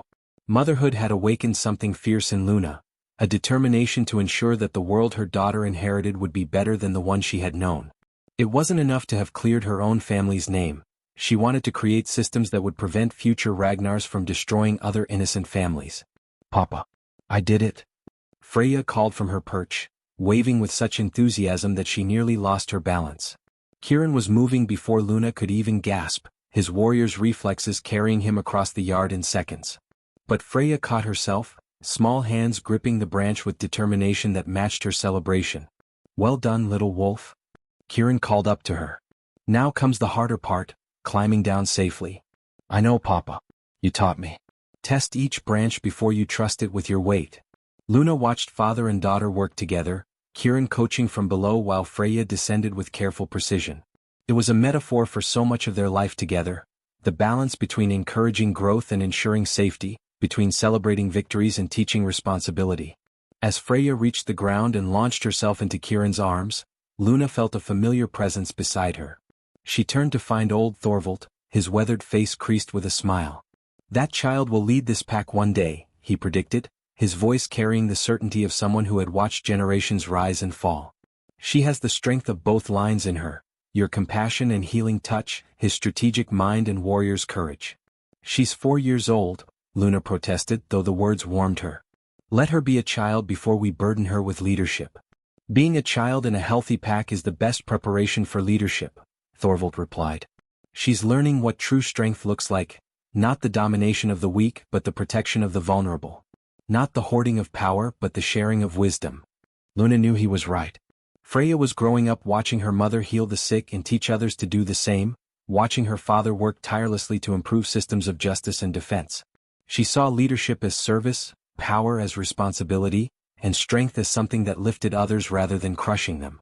"You came to tell me something," Luna observed, recognizing the purposeful set of Thorvald's shoulders beneath his casual demeanor. "The Council of Alphas has made a decision," he confirmed. "They want to formalize your work, create an official guild of healers with standardized training and certification. You would serve as the founding master healer, with authority to establish chapters throughout the realm." Luna's breath caught. It was what she had dreamed of, a way to spread the knowledge and practices she had developed, to ensure that every pack had access to skilled healers who understood both medicine and the importance of ethical care. But it was also daunting in its scope. "That would mean travel," she said slowly. "Time away from Freya, from Kieran, from Shadowmere. It would mean building something that outlasts us all," Thorvald countered gently. "Your daughter will grow up knowing her mother didn't just survive injustice. She transformed it into a force for good that touched countless lives." Before Luna could respond, another figure approached, a young woman in traveling clothes, dusty from the road but vibrant with barely contained energy. "Healer Luna?" the woman called. "I'm sorry to arrive unannounced, but I've come from the Eastern Mountains. My name is Sylvia Stonebrick and I need your help." Luna's healer instincts activated immediately, scanning the woman for signs of injury or illness. But Sylvia appeared healthy if travel-worn. "What kind of help?" Luna asked, gesturing for the woman to follow her into the healing house. Kieran, alerted by the newcomer's arrival, handed Freya to one of Luna's apprentices and joined them inside. Sylvia waited until they were seated in Luna's private consultation room before speaking, her words tumbling out in a rush of desperation and hope. "My brother was accused of stealing from our Alpha stores. The evidence against him was convincing. Documents bearing his mark, witnesses who swore they saw him taking supplies. He was executed 3 months ago." Tears streamed down Sylvia's face. "But I know he was innocent. My brother was many things but he was no thief. And now I've found evidence that the documents were forged." Luna felt ice crystallize in her veins. The pattern was horrifyingly familiar. "Who conducted the investigation?" Kieran asked, his voice tight with controlled emotion. "A man named Aldrich the Just," Sylvia replied. "He serves as the Eastern Alpha's chief investigator. He's respected, trusted, known for solving cases quickly and efficiently." Luna and Kieran exchanged glances. Ragnar had been known for exactly the same qualities, solving cases quickly by manufacturing the evidence he needed, earning trust through consistent results regardless of their truth. "Show me what you found," Luna said quietly. Sylvia produced a rolled parchment, a supply requisition form bearing her brother's supposed signature. But as Luna examined it with eyes trained by her experience with her uncle's forged decree, she saw the telltale signs: 2 perfect wax seals, subtle inconsistencies in the writing, the absence of normal where that would mark a document handled in the course of legitimate business. "This is a forgery," Luna confirmed, her voice heavy with familiar grief. "And if Aldrich the Just is creating false evidence, then your brother is likely not his only victim." Sylvia's face crumpled with relief and renewed anguish. "Then there's hope? You'll help me expose him? Clear my brother's name?" Luna looked at Kieran, seeing in his storm-gray eyes the same determination that had driven him to expose Ragnar's conspiracy. They had thought that eliminating one corrupt investigator would be enough. They had hoped that their work in Shadowmere would prevent similar abuses elsewhere. But corruption, like a disease, could take root anywhere conditions allowed it to flourish. And if they had learned anything, it was that fighting injustice was not a single battle but an ongoing war, one that required constant vigilance, endless courage and the willingness to stand up again and again, no matter how many times the darkness tried to return. "We'll help you," Luna promised, taking Sylvia's hands in hers. "But understand, this won't be easy. Exposing someone in a position of trust requires overwhelming evidence and unshakable courage. You'll be questioned, doubted, possibly threatened. Are you prepared for that?" "I watched my brother die for crimes he didn't commit," Sylvia replied, her voice hardening with resolve. "I'm prepared for anything if it means his name is cleared and this Aldrich can't destroy any more families." Kieran moved to Luna's side, his hand resting on her shoulder, a gesture of support and partnership that had become as natural as breathing.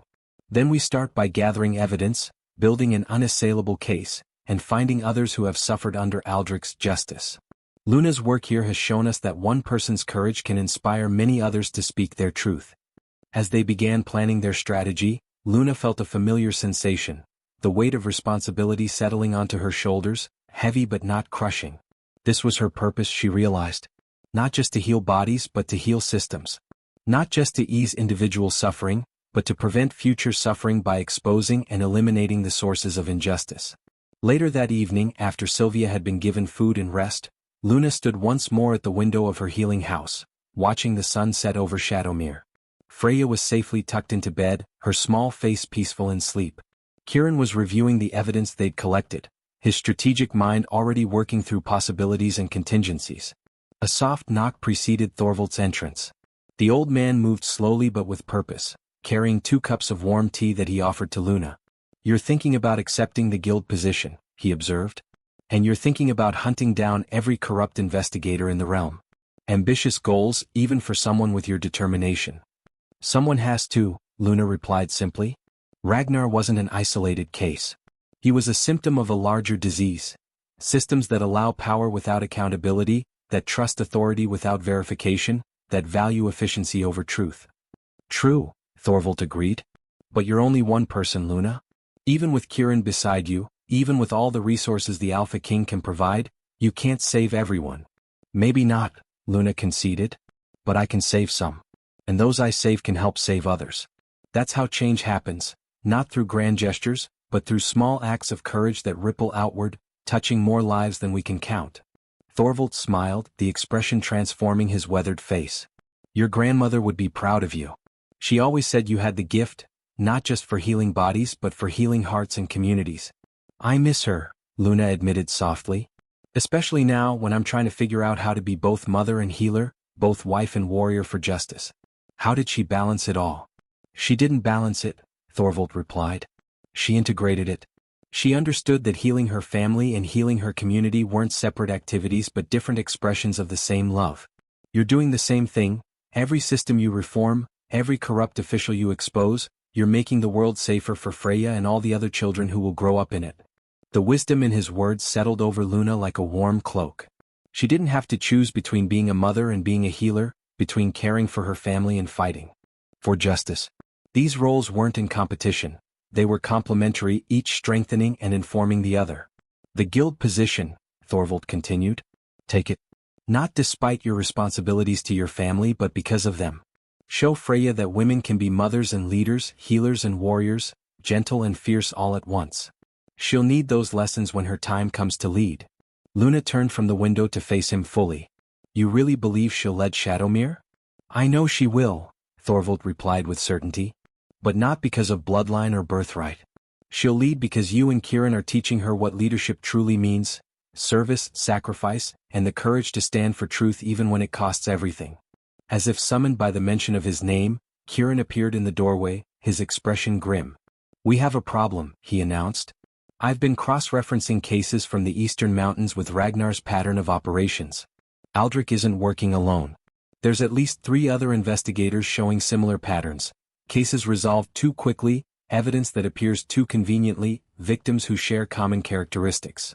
Luna felt the scope of the challenge expanding before her like a vast, dark sea. But instead of feeling overwhelmed, she felt something else: a fierce determination, a warrior's clarity of purpose.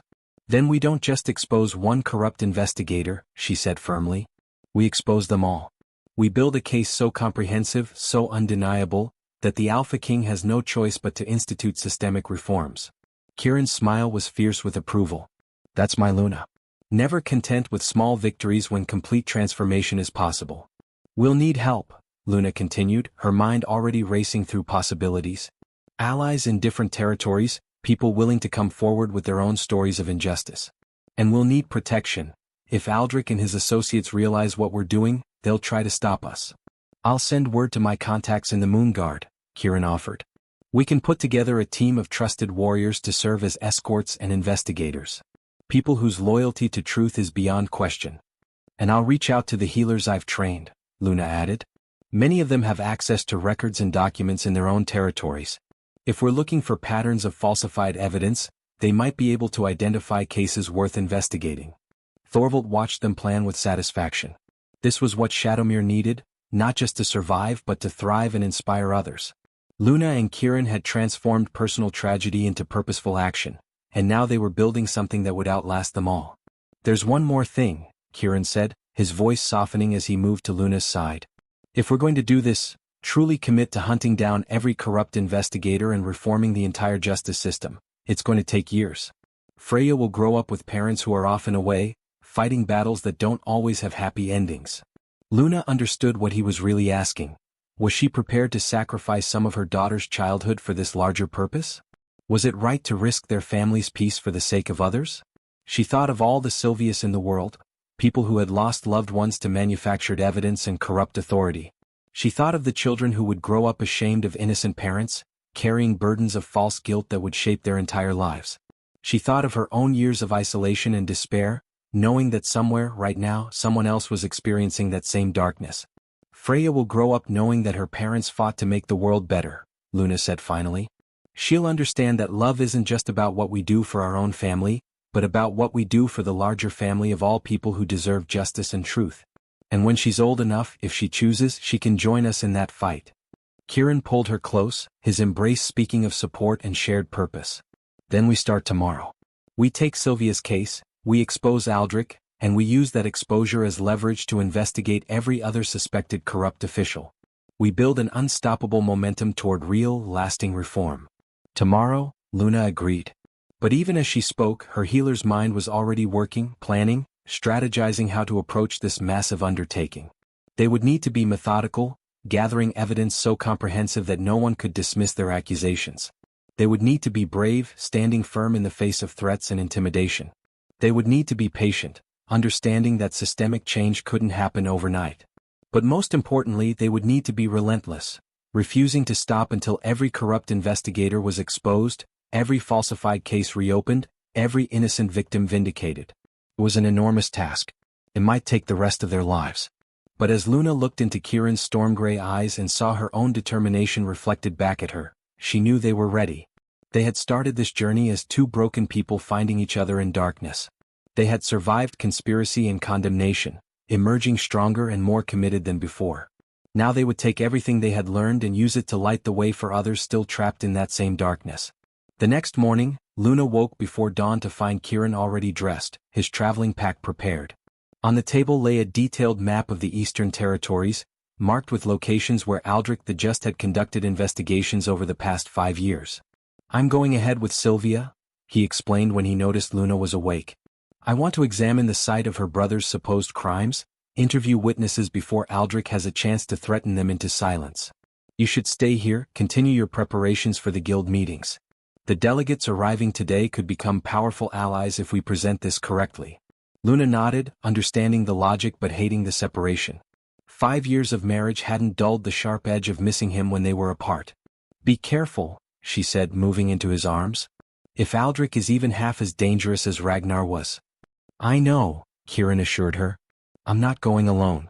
Eric is lending me 3 of his best warriors, and I've sent word to the Moonguard for backup.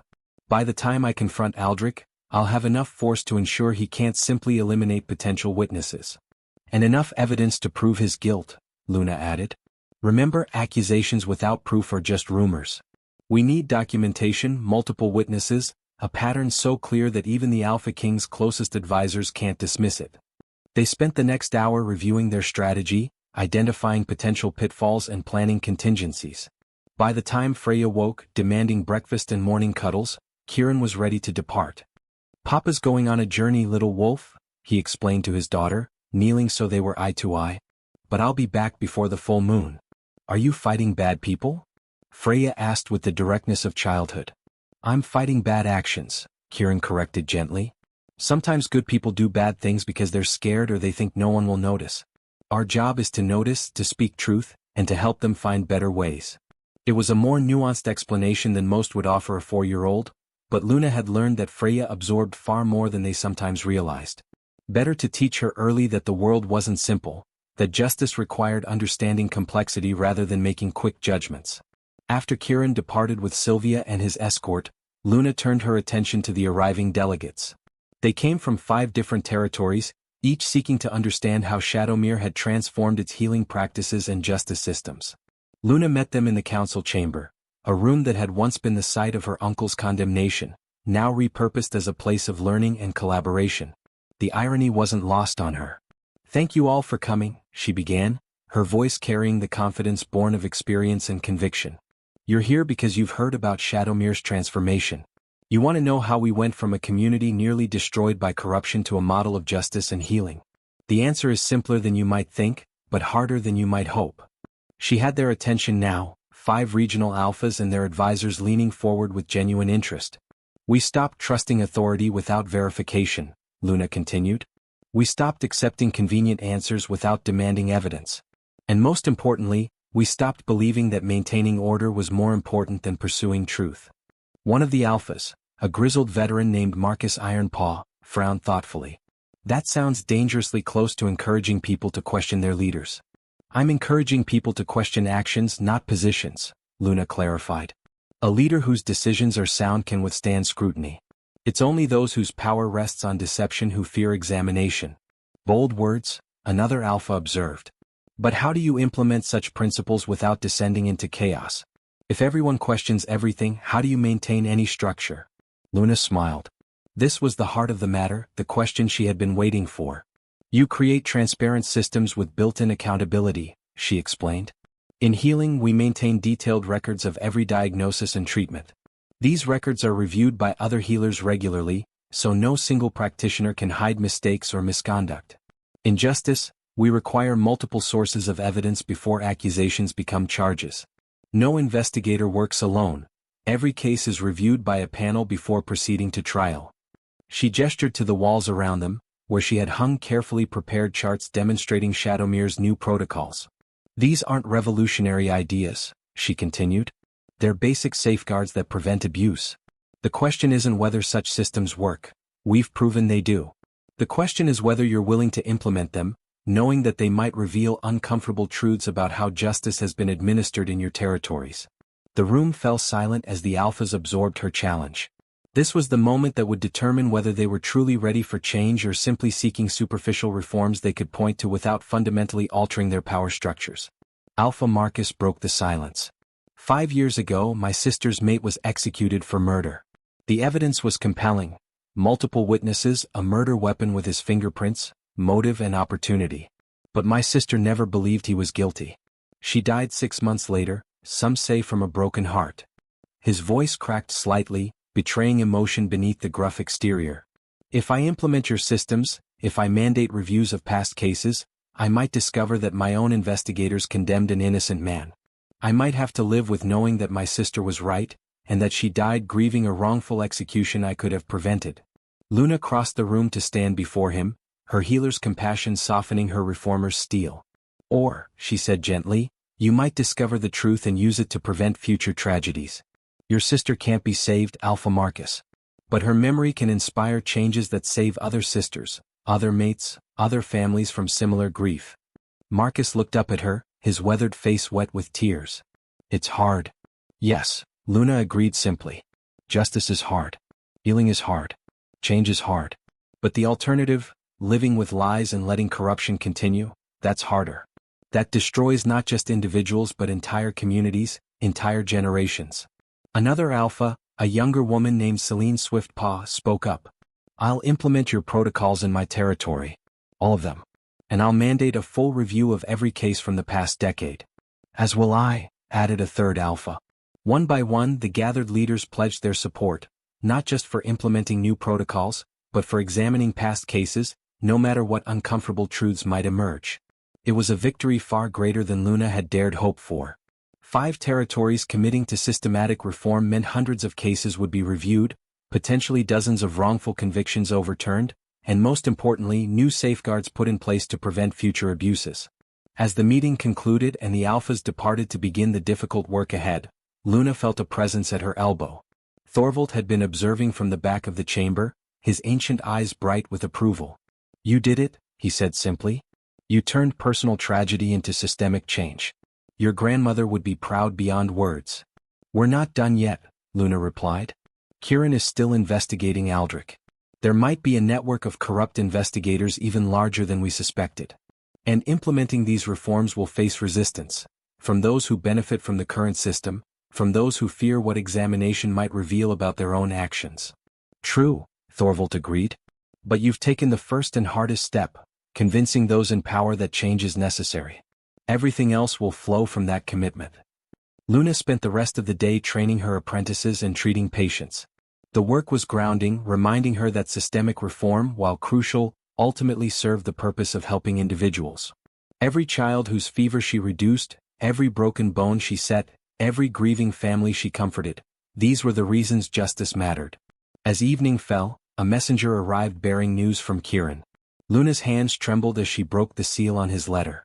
"Luna, the situation is worse than we imagined. Aldrich isn't just corrupt, he's part of an organized network. We've found evidence of coordination with at least 5 other investigators across 3 territories.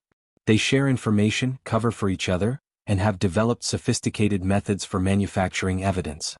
But we've also found something hopeful: resistance. In every territory where these investigators operate, there are people like Sylvia, family members of the wrongly accused who never stopped believing in their loved one's innocence. They've been gathering evidence, building cases, waiting for someone to listen. We're bringing them together, creating a coalition of witnesses that will be impossible to dismiss or intimidate. By the time we return to Shadowmere, we'll have enough evidence to demand royal intervention. Keep our daughter safe. Tell her Papa loves her and is fighting to make the world worthy of her trust. Forever yours, Kieran." Luna read the letter twice, then carefully folded it and tucked it away. The scale of the conspiracy was daunting, but so was the scale of the response. Kieran was building not just a case but a movement. People united not by geography or allegiance to a particular alpha, but by their shared commitment to truth and justice. It would take time. There would be setbacks, dangers, moments when success seemed impossible. But Luna had learned that transformation didn't happen through single dramatic moments. It happened through persistent, patient effort, through showing up every day and doing the work, even when progress seemed slow and obstacles seemed insurmountable. "Mama?" Freya's voice interrupted her thoughts. "Are you sad?" Luna pulled her daughter onto her lap, holding her close. "No, little wolf. I'm hopeful." "What's hopeful mean?" "It means believing that tomorrow can be better than today, and being willing to work hard to make it so." Freya considered this with the seriousness of childhood. "Like when I practiced climbing until I reached Papa's branch?" "Exactly like that," Luna confirmed, her heart swelling with love for this child who already understood that achievement required effort, that victory was earned through persistence.